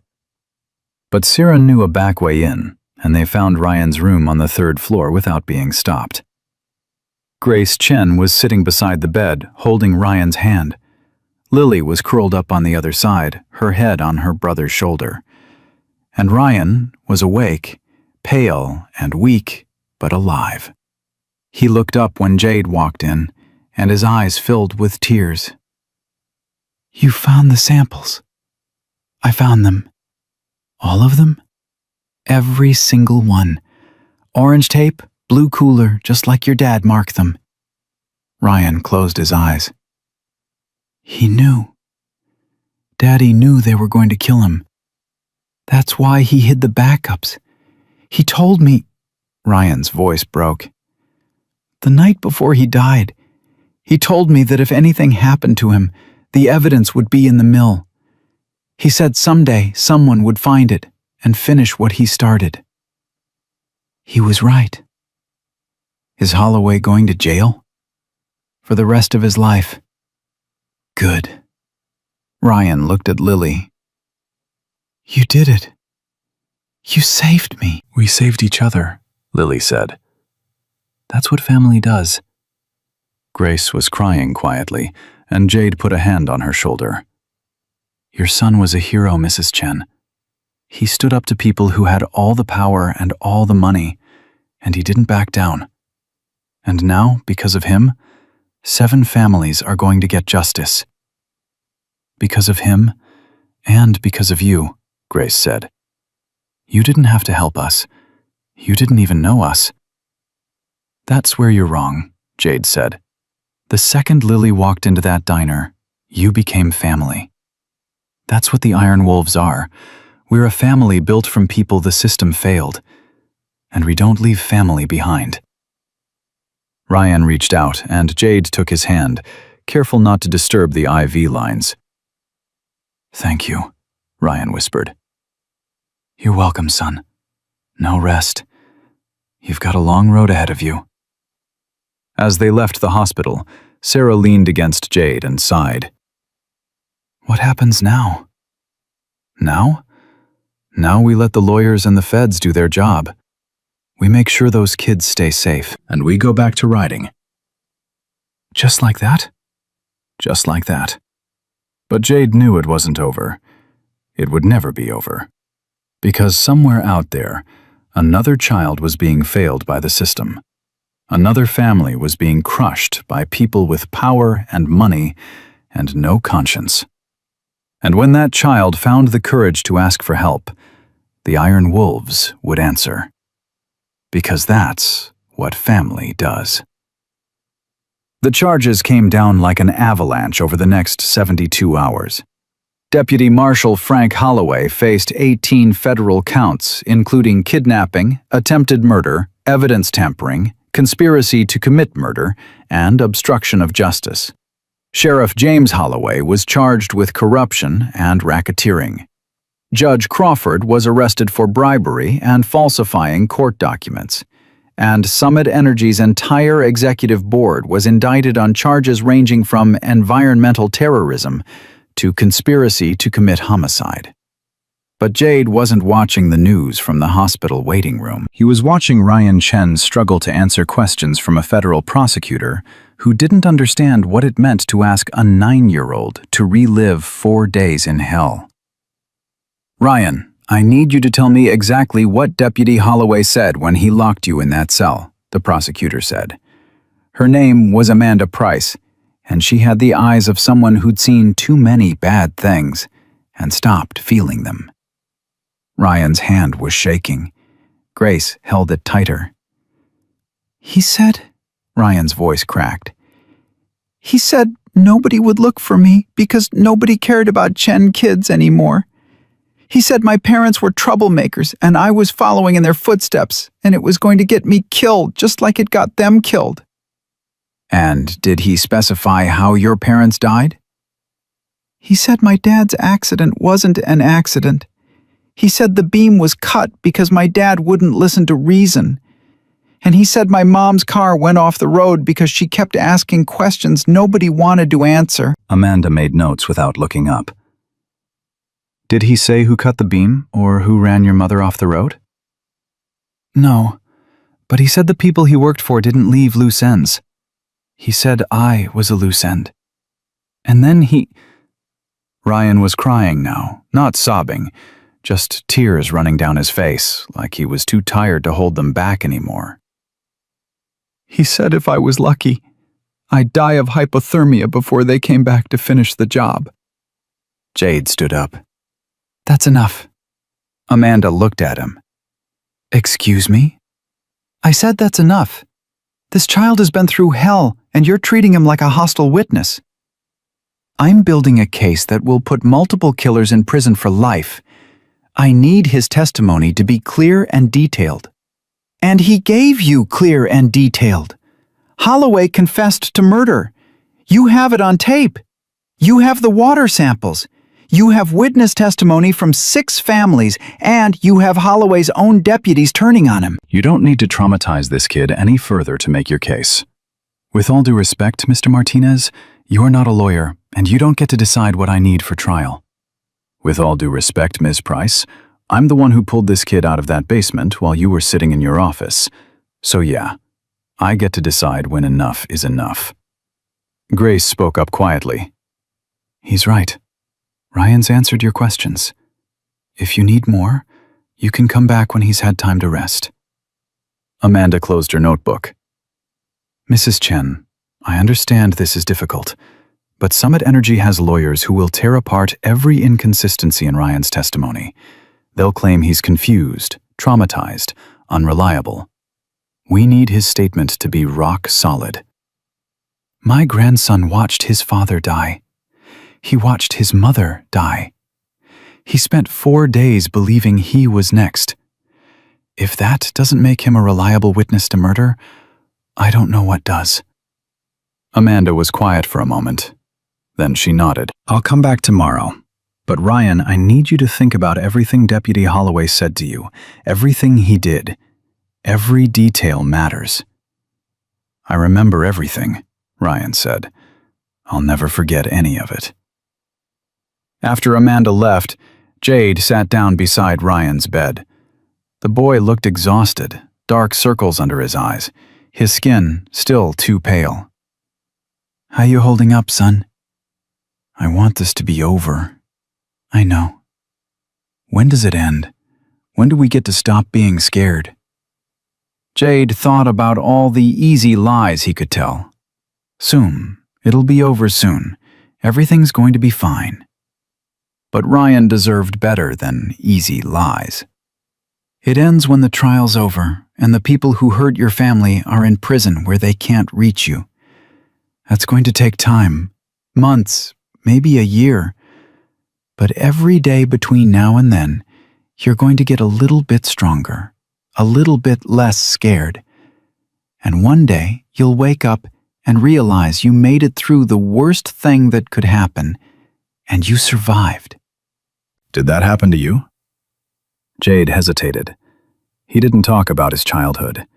Didn't talk about the father who broke his ribs when he was 10, or the foster homes that were worse than the father. But looking at Ryan's eyes, he knew the boy needed to hear it. When I was 12, my father put me in the hospital. Broken arm, fractured jaw, internal bleeding. The doctors asked what happened, and I lied because I was scared. Said I fell downstairs. They knew I was lying, but they couldn't prove it, so they sent me home. That night, my father told me if I ever told anyone the truth, he'd kill me and make it look like an accident. I believed him. So I stopped telling the truth. I stopped asking for help. And I spent 6 more years getting beat because I thought nobody would care. Ryan was listening with the intensity of someone who understood exactly what Jade was saying. What changed? Ryan asked. I got big enough to fight back. And one night when my father came at me drunk and mean, I hit him harder than he hit me, broke his nose, and while he was bleeding on the floor, I walked out. Never went back. Where did you go? Nowhere good for a long time. I was angry and scared, and I made a lot of bad choices. But eventually I found people who cared whether I lived or died. The Iron Wolves. They gave me a family when I didn't have one. They taught me that the world's full of predators, but it's also full of people who'll stand between you and the predators if you give them a chance. Like you did for me. Like we did for each other. You gave me a chance to be the person I needed when I was your age. That's a gift, Ryan. Don't forget that. Ryan's eyes were closing. The medications were pulling him under. But he fought it long enough to say one more thing. I want to be like you when I grow up. I want to help kids who need someone to believe them. Then you will. But first, you get to be a kid. You get to heal and go to school and play and do all the things kids are supposed to do. The helping comes later. The surviving comes first. Jade left the room and found Sarah waiting in the hallway with coffee and news that made his stomach drop. Victor Brennan called. Summit Energy's attorney. He wants to meet. Tell him to go to hell. He said it's about a settlement offer for the Chen family. We don't negotiate with killers. He said they're prepared to offer $10 million and a full apology if Grace agrees not to pursue civil litigation. Jade stared at her. They think they can buy their way out of this? They're going to try. And Jade, $10 million would change those kids' lives. Grace could afford the best therapists, the best schools, a house anywhere she wants. They'd never have to worry about money again. And in exchange, Summit walks away with their reputation intact, and Ryan and Lily have to live knowing their parents' killers bought their silence. It's not our decision to make. It's Grace's. Jade knew she was right, but the thought of Summit Energy walking free made him want to put his fist through a wall. Grace made the decision 3 days later, sitting in a conference room with Ryan and Lily on either side of her, facing Victor Brennan and a table full of lawyers in suits that cost more than most people's cars. Mrs. Chen, Victor said smoothly, I want to start by expressing Summit Energy's deepest condolences for your losses. The deaths of David and Jennifer Chen were tragic accidents that never should have happened. They weren't accidents, Grace said quietly. They were murders. Your company paid corrupt officials to kill my son and daughter-in-law because they stood in the way of your profits. That's a very serious allegation, one that has not been proven in court. It will be, when Deputy Holloway testifies. Deputy Holloway is a disgraced officer facing life in prison. His testimony is unreliable. But Mrs. Chen, we're not here to debate the past. We're here to discuss the future. Your future. Your grandchildren's future. He slid a folder across the table. Summit Energy is prepared to offer you $10 million in compensation for any hardship you may have experienced. In addition, we'll establish a trust fund for Ryan and Lily's education. We'll provide relocation assistance to anywhere in the country, and we'll issue a public statement acknowledging that our development project caused distress to your family.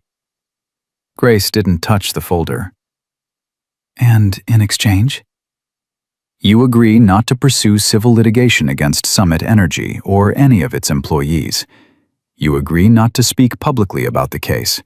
And you allow us to move forward with our Riverside Mill project without further interference. So you want to buy our silence. We want to provide your family with the resources to heal and move forward. $10 million, Mrs. Chen. That's generational wealth.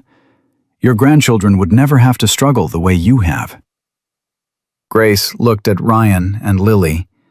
Both children were watching her with eyes that had seen too much. What do you think? Grace asked them. Lily spoke first.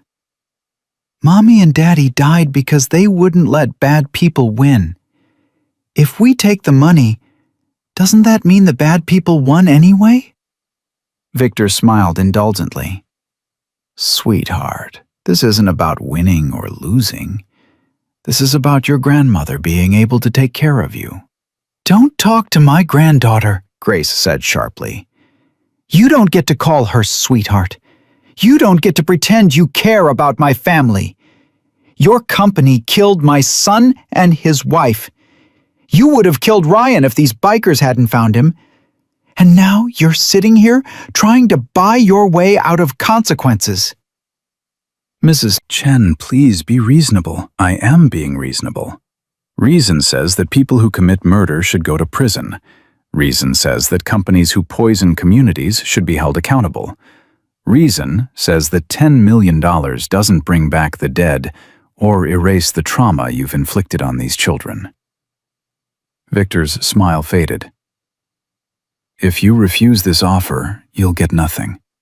The criminal trial will take years, civil litigation even longer. And at the end of it, Summit Energy will still be in business, and your grandchildren will still be traumatized. Take the money, Mrs. Chen. It's the smart choice. Grace stood up. My son made the smart choice. He documented your crimes. He gathered evidence. He was prepared to testify even though it cost him his life. And I'm going to finish what he started. We're not taking your money. We're going to court. And we're going to make sure everyone knows what Summit Energy really is. You're making a mistake. The mistake was yours when you thought you could kill a Chen and get away with it. Grace took her grandchildren's hands and walked out. Victor Brennan watched them go with an expression that said, this wasn't over. In the hallway, Jade was waiting. He'd heard every word through the door. That took courage, he said. That took rage, Grace replied. I'm 70 years old. I don't have the energy for courage anymore. But I have plenty of rage. Good. Rage is useful. The trial started 4 months later.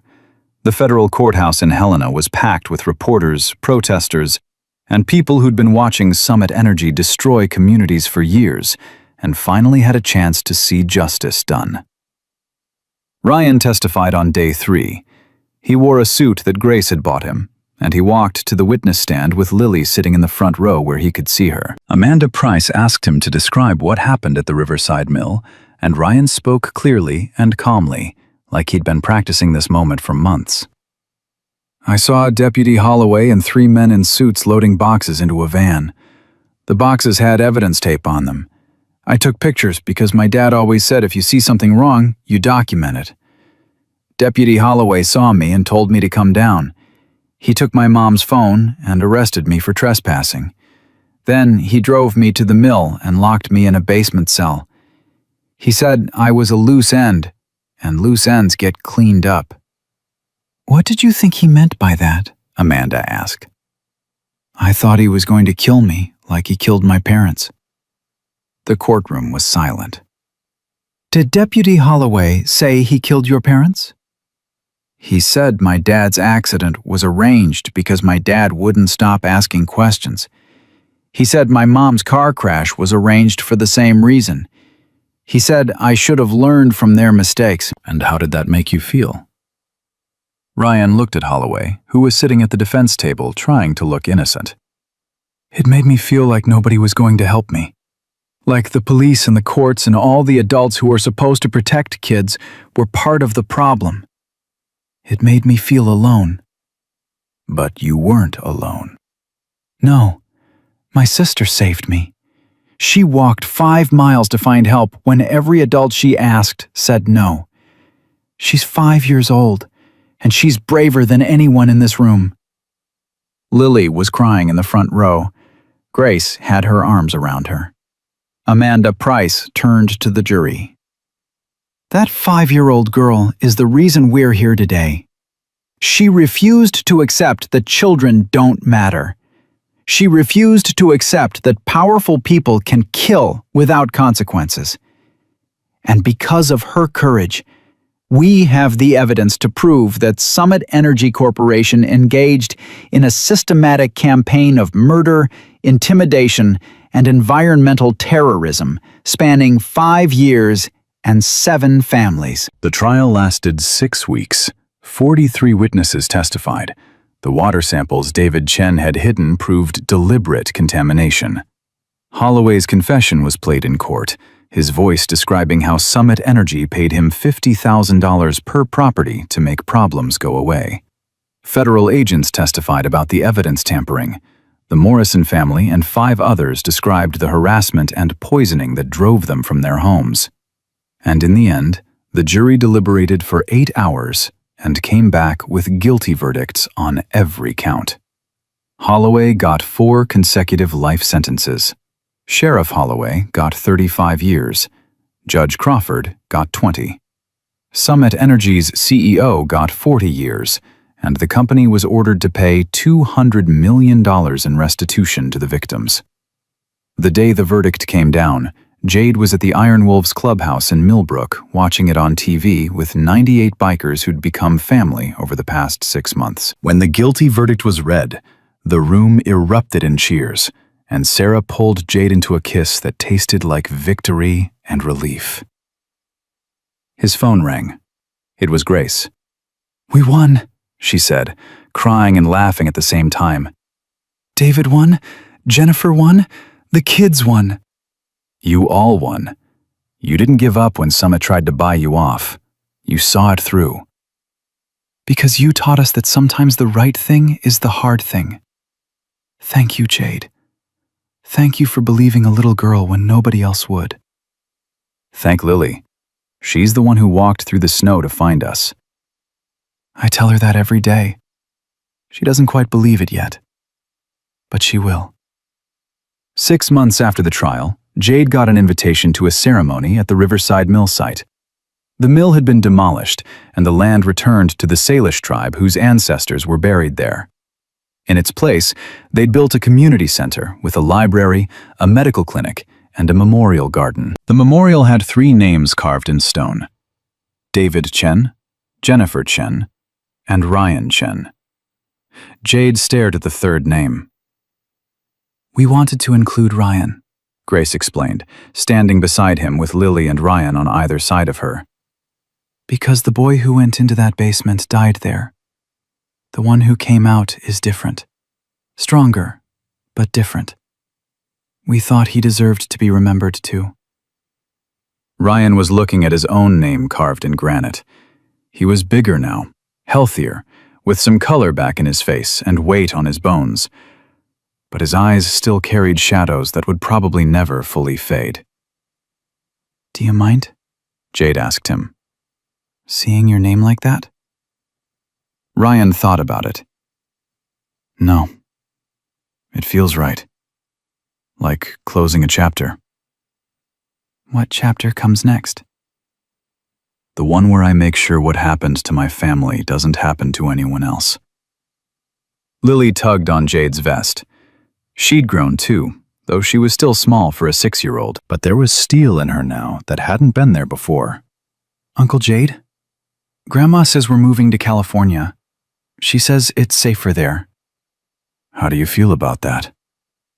"Sad, because you won't be there. Happy, because I won't see the mill anymore or remember the bad things every time I walk down the street." You can call me anytime, and we'll visit. That's a promise. "Do you keep your promises?" Every single one. The ceremony started. The tribal elder spoke about healing and remembrance. The mayor apologized for the city's failure to protect its citizens. Amanda Price announced that the Chen case had led to federal legislation requiring independent oversight of local law enforcement in cases involving corporate interests. And when it was over, when the speeches were done and the reporters had left, Jade stood with his Iron Wolves family and watched Ryan and Lily run through the memorial garden, just being kids, just playing. "We did good," Sarah said. We did what needed doing. "It's not enough though, is it? There are more Ryans out there, more Lilies, more families being crushed by people with power." Yeah, there are. "So what do we do?" Jade watched Lily climb a tree while Grace called for her to be careful. He watched Ryan help her down when she got scared. the older brother protecting the younger sister the same way he'd always done. "We keep writing," Jade said. "We keep answering when kids call for help. And we keep making sure that when the system fails, there's something else, someone else, standing in the gap. The Iron Wolves. The family we choose. The family we build. The family that doesn't leave anyone behind." Sarah leaned against him, and they stood there as the Montana sun set over the memorial garden, over the place where David Chen had died, and where his children had learned that justice was possible if you were brave enough to fight for it. You and Aunt Sarah and the Iron Wolves. I want the people who saved my life to see what I did with it. Jade felt something catch in his throat. We'll be there. Every single one of us. The graduation was held in a small auditorium in San Diego. Grace had moved the family there after the trial, to a house with a yard and neighbors who didn't know their story. Ryan had thrived in the anonymity, throwing himself into school with the intensity of someone who understood that education was armor against a world that tried to destroy you. When Jade walked in with Sarah and 40 Iron Wolves who'd made the ride from Montana, the other parents stared. Leather vests and gray beards stood out among the business casual and sundresses. But Ryan saw them, and his whole face lit up. "You came. Said I would. I keep my promises." Lily ran up and threw herself at Jade. She was 8 now, all legs and energy, with her mother's smile and her father's determination. "Uncle Jade, Ryan's valedictorian. He's giving a speech and everything." What's he going to talk about? "You. He's going to talk about you." The ceremony started, and Jade sat in the back with his family, watching as Ryan Chen walked across the stage to accept his diploma. The kid was tall now, almost 6 feet, with his father's build and his mother's eyes. He moved with confidence, but there was still a carefulness to him, a wariness that came from knowing how fast safety could disappear.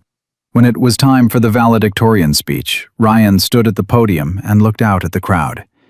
His eyes found Jade's. 3 years ago, Ryan began, I was locked in a basement, dying. I'd been there for 4 days without food or water, without light or hope. I was 9 years old, and I believed nobody was coming to save me. I believed the adults had decided I wasn't worth the trouble. The auditorium was silent. But I was wrong, because my 5-year-old sister refused to accept that. She walked 5 miles through Montana snow to find someone who would listen, and she found a diner full of bikers who had every reason to say no and every reason to walk away.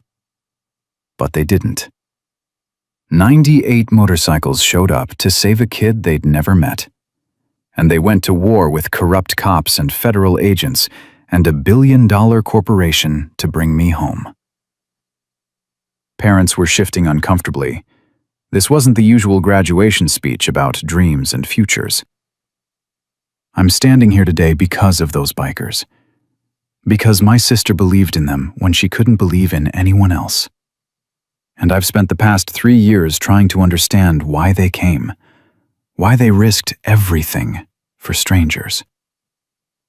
Ryan paused, gathering his thoughts. I think it's because they understand something most people forget.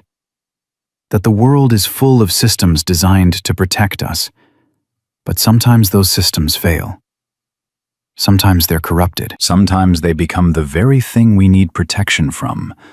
And when that happens, when the police won't help and the courts won't listen and the powerful people have bought everyone who's supposed to keep them in check, you need something else. You need people who operate outside the system. People who believe that doing the right thing matters more than doing the legal thing. Grace was crying in the front row. Sarah reached over and took Jade's hand. So here's what I learned, Ryan continued. I learned that family isn't about blood. It's about who shows up when you're locked in the dark. I learned that heroes don't wear badges or carry authority. Sometimes they wear leather vests and ride motorcycles and look exactly like the people society tells you to fear. And I learned that if you're brave enough to ask for help and lucky enough to find someone who'll give it, you have an obligation to pay that forward. He looked directly at Jade. I'm going to law school to become a prosecutor.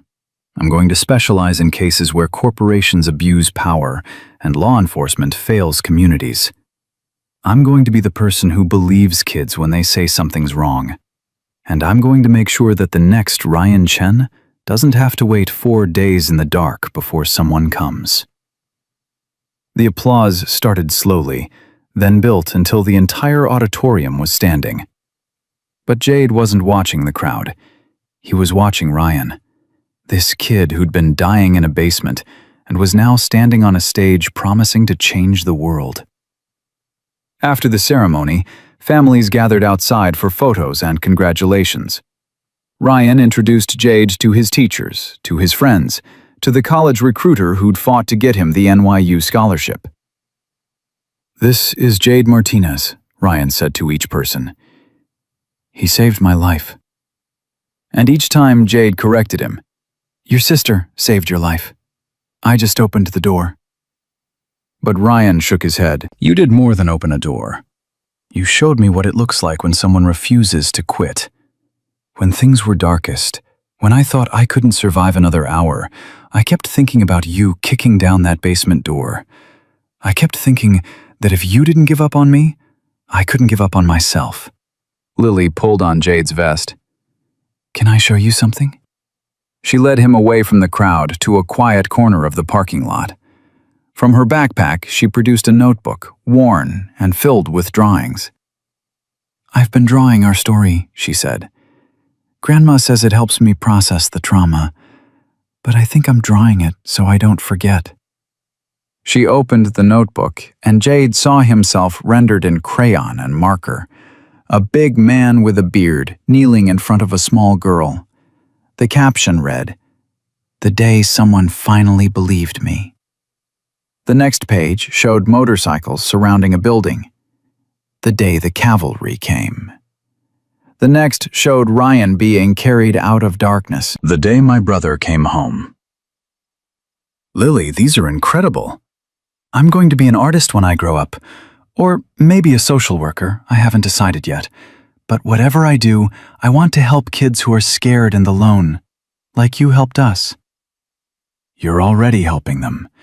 Every time you tell your story, you're showing other kids that asking for help isn't weakness. It's courage."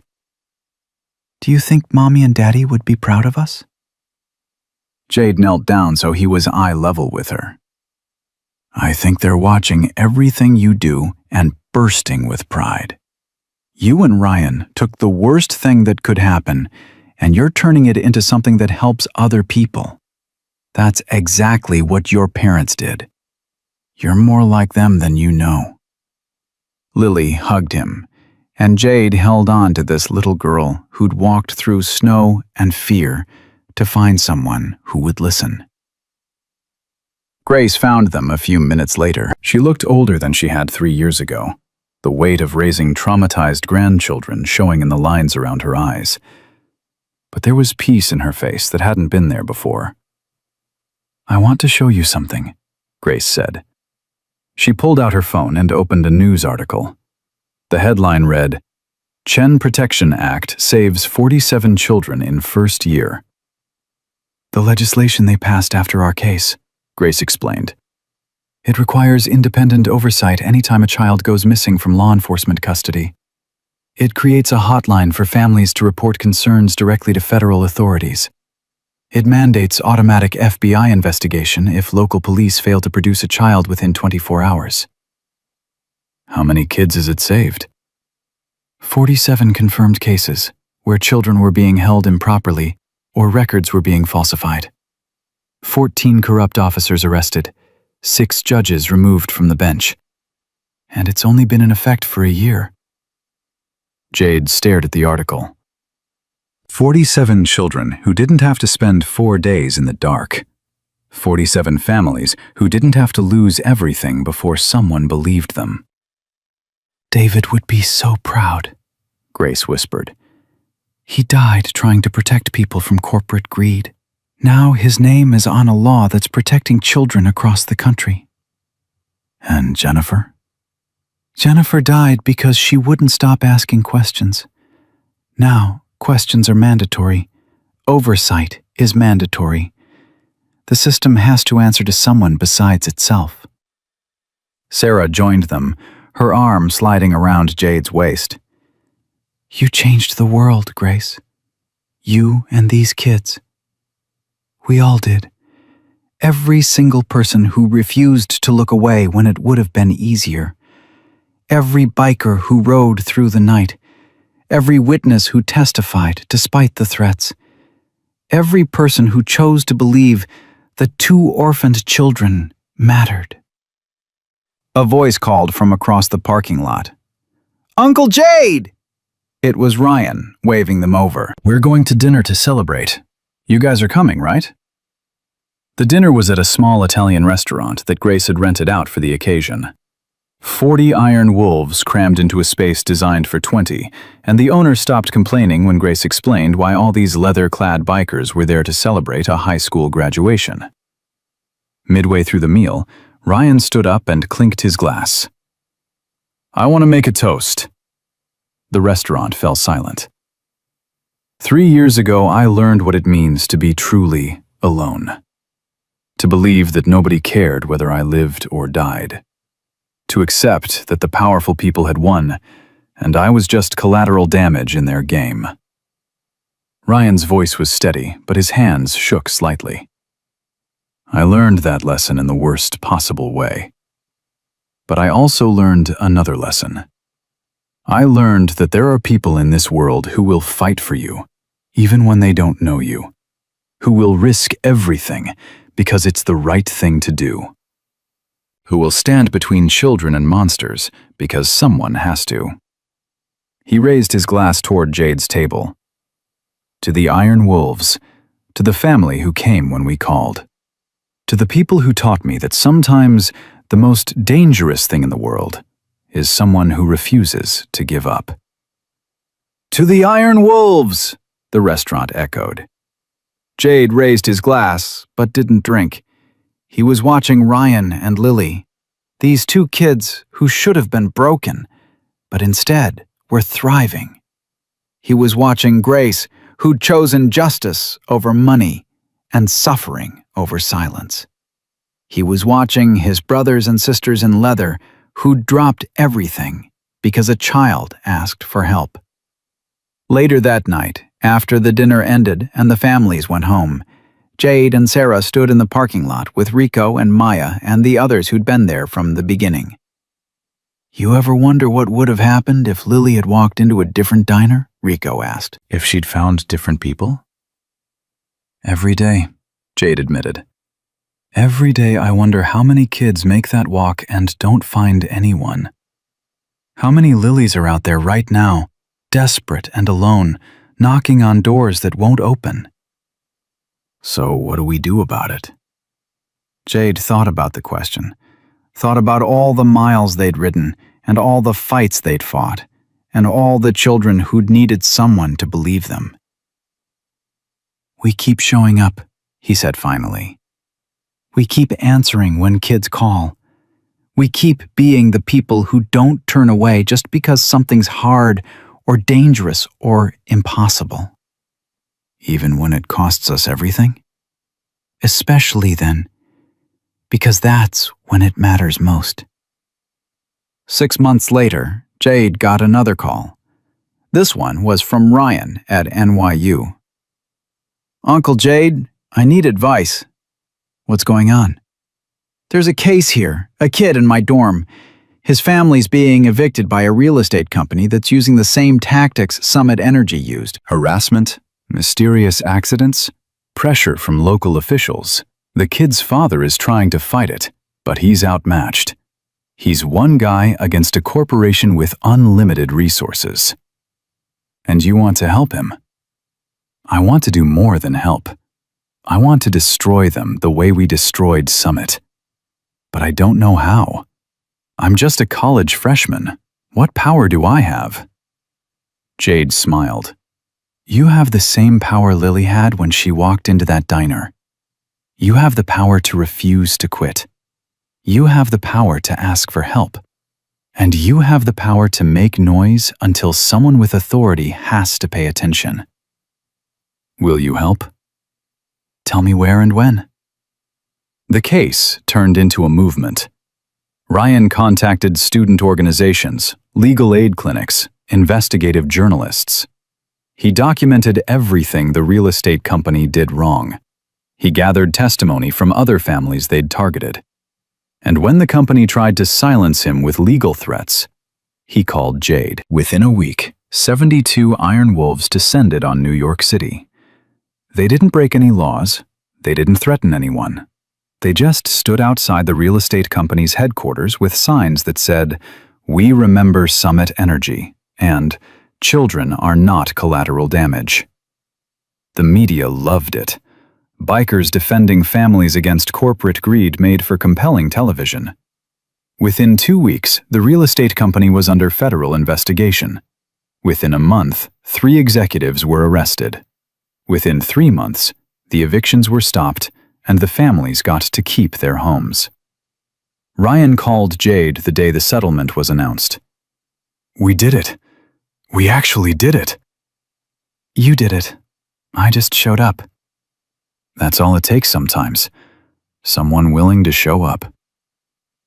5 years after the trial, Jade and Sarah made another trip to Montana. The Riverside Mill site had been transformed into a thriving community center, and they were dedicating an expansion funded by the restitution money from Summit Energy. Ryan was there, home from law school for the summer. Lily was there, now 11 and somehow even more fierce than she'd been at 5. Grace was there, looking frailer but happier than Jade had ever seen her. And there was someone new. A young woman with dark hair and nervous eyes holding the hand of a boy about 7 years old. "Uncle Jade," Lily said. "This is Maria and her son Carlos. They're staying with us for a while." Jade looked at Grace, who smiled sadly. "Carlos's father was killed 3 months ago.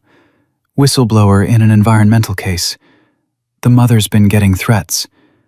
I thought they might be safer here, with us, with people who understand what it's like to fight corporations that don't care who they destroy."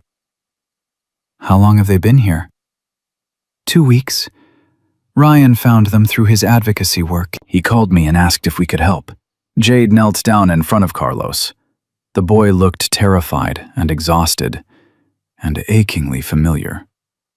"Hey, Carlos. My name's Jade." "Are you a biker?" "I am." "My mom says bikers are dangerous." Jade smiled. "Your mom's right. We are dangerous, but not to little boys who need help. You're safe here, okay? Nobody's going to hurt you or your mom while we're around." Carlos studied Jade's face, making the same calculation Lily had made 5 years ago, weighing the danger he could see against the danger he'd left behind. "Okay," Carlos whispered.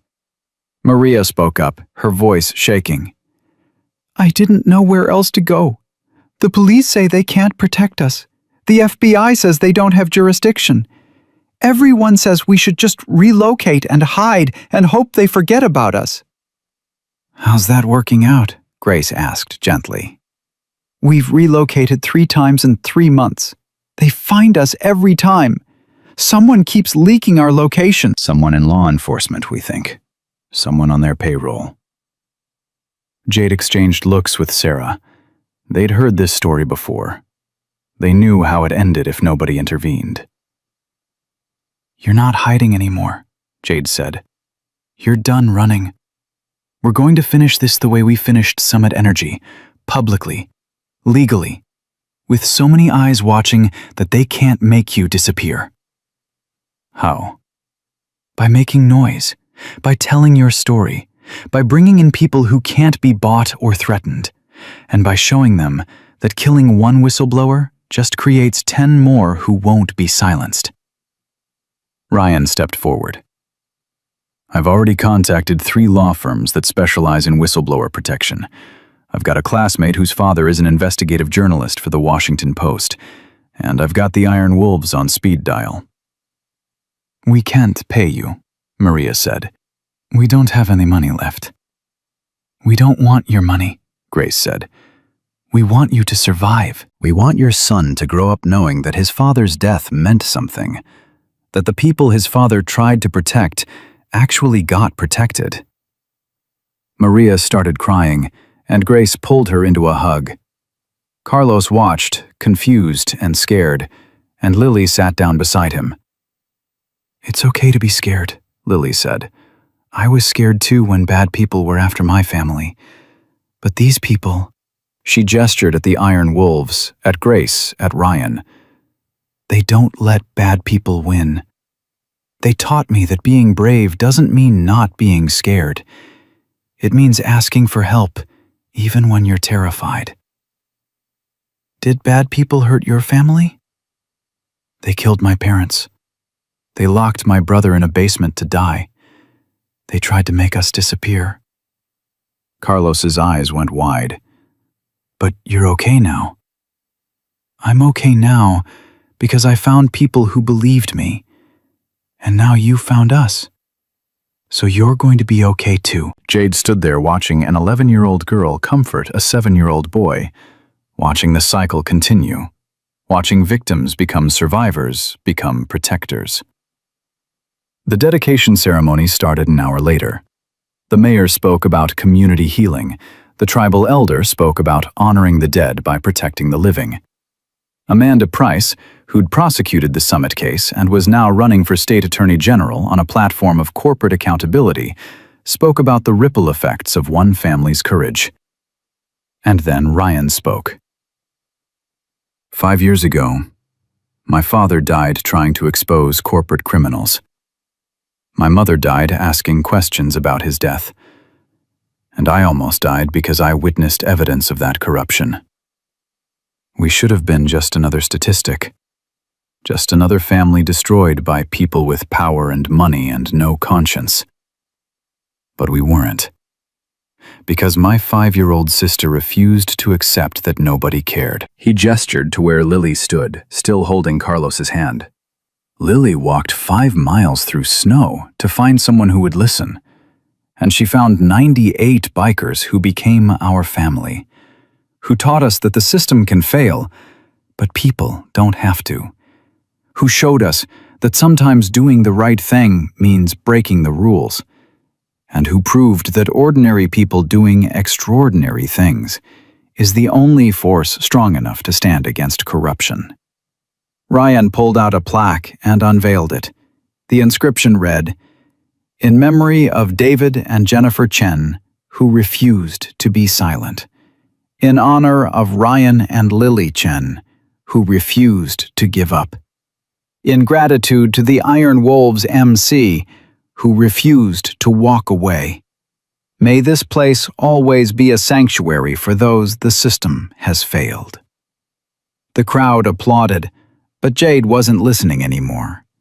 He was watching Carlos, who was staring at the plaque with something like hope dawning in his eyes. That night, after the ceremony ended and the crowds went home, Jade sat with Sarah on the steps of the community center, watching the sun set over the land where David Chen had died.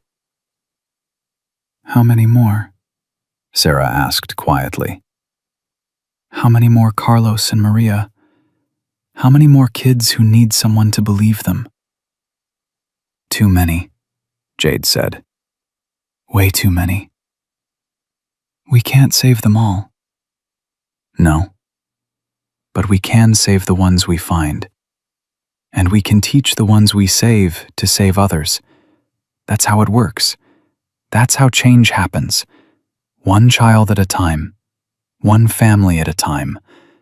One person refusing to walk away at a time." Sarah leaned her head on his shoulder. "You ever regret it? Stopping at that diner 5 years ago? Getting involved in something that almost got you killed?" Jade thought about the question. Thought about the federal agents and corrupt cops and billion-dollar corporation they'd gone to war with. Thought about the nights he couldn't sleep because he was terrified they wouldn't find Ryan in time. Thought about all the ways it could have gone wrong. Then he thought about Ryan standing on a stage, promising to protect other kids. About Lily comforting Carlos. About 47 children saved by legislation that existed because one family refused to be silenced. Not for a second, he said. Good, because I just got a call from Gunnar. There's a situation in Idaho. A teenager who says her stepfather is trafficking her younger siblings. She's reached out to Child Protective Services 3 times and nothing's happened. She's desperate. How old? 15. And the siblings? 6 and 8. Jade stood up and pulled out his phone, started texting. Within minutes, responses came back. Boise chapter ready to roll. Spokane standing by. Wyoming asking for coordinates. When do we ride? Sarah asked. First light. I want to be there before the stepfather knows we're coming. Jade, I know.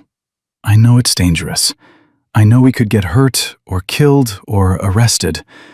I know we're getting older and this life is getting harder. But somewhere in Idaho, a 15-year-old girl is making the same choice Lily made 5 years ago. She's choosing to trust that someone will care, and I'll be damned if I let her down. Sarah smiled and kissed him. That's why I married you, because you're the man who shows up. We show up, all of us. That's what family does. They walked back to the bikes where 40 iron wolves were already preparing for the next ride, the next rescue, the next fight against people who thought power made them untouchable. And as Jade mounted his motorcycle and kicked the engine to life, he looked back one more time at the memorial with David and Jennifer Chen's names carved in stone. We're still fighting, he said quietly, knowing they couldn't hear, but saying it anyway. We're still refusing to quit. And we're teaching your kids to do the same. Your legacy isn't that you died. It's that you showed people how to live, with courage and conviction, and the absolute refusal to let evil win unopposed. The bikes rolled out as the sun disappeared behind the mountains. 98 engines roaring into the night. 98 people who'd chosen to be the cavalry. 98 ordinary humans doing the extraordinary work of standing between children and darkness. Because that's what heroes do. Not because they're special. Not because they're fearless. But because when a child walks 5 miles through the snow and asks for help, some people still believe that answering that call is worth everything.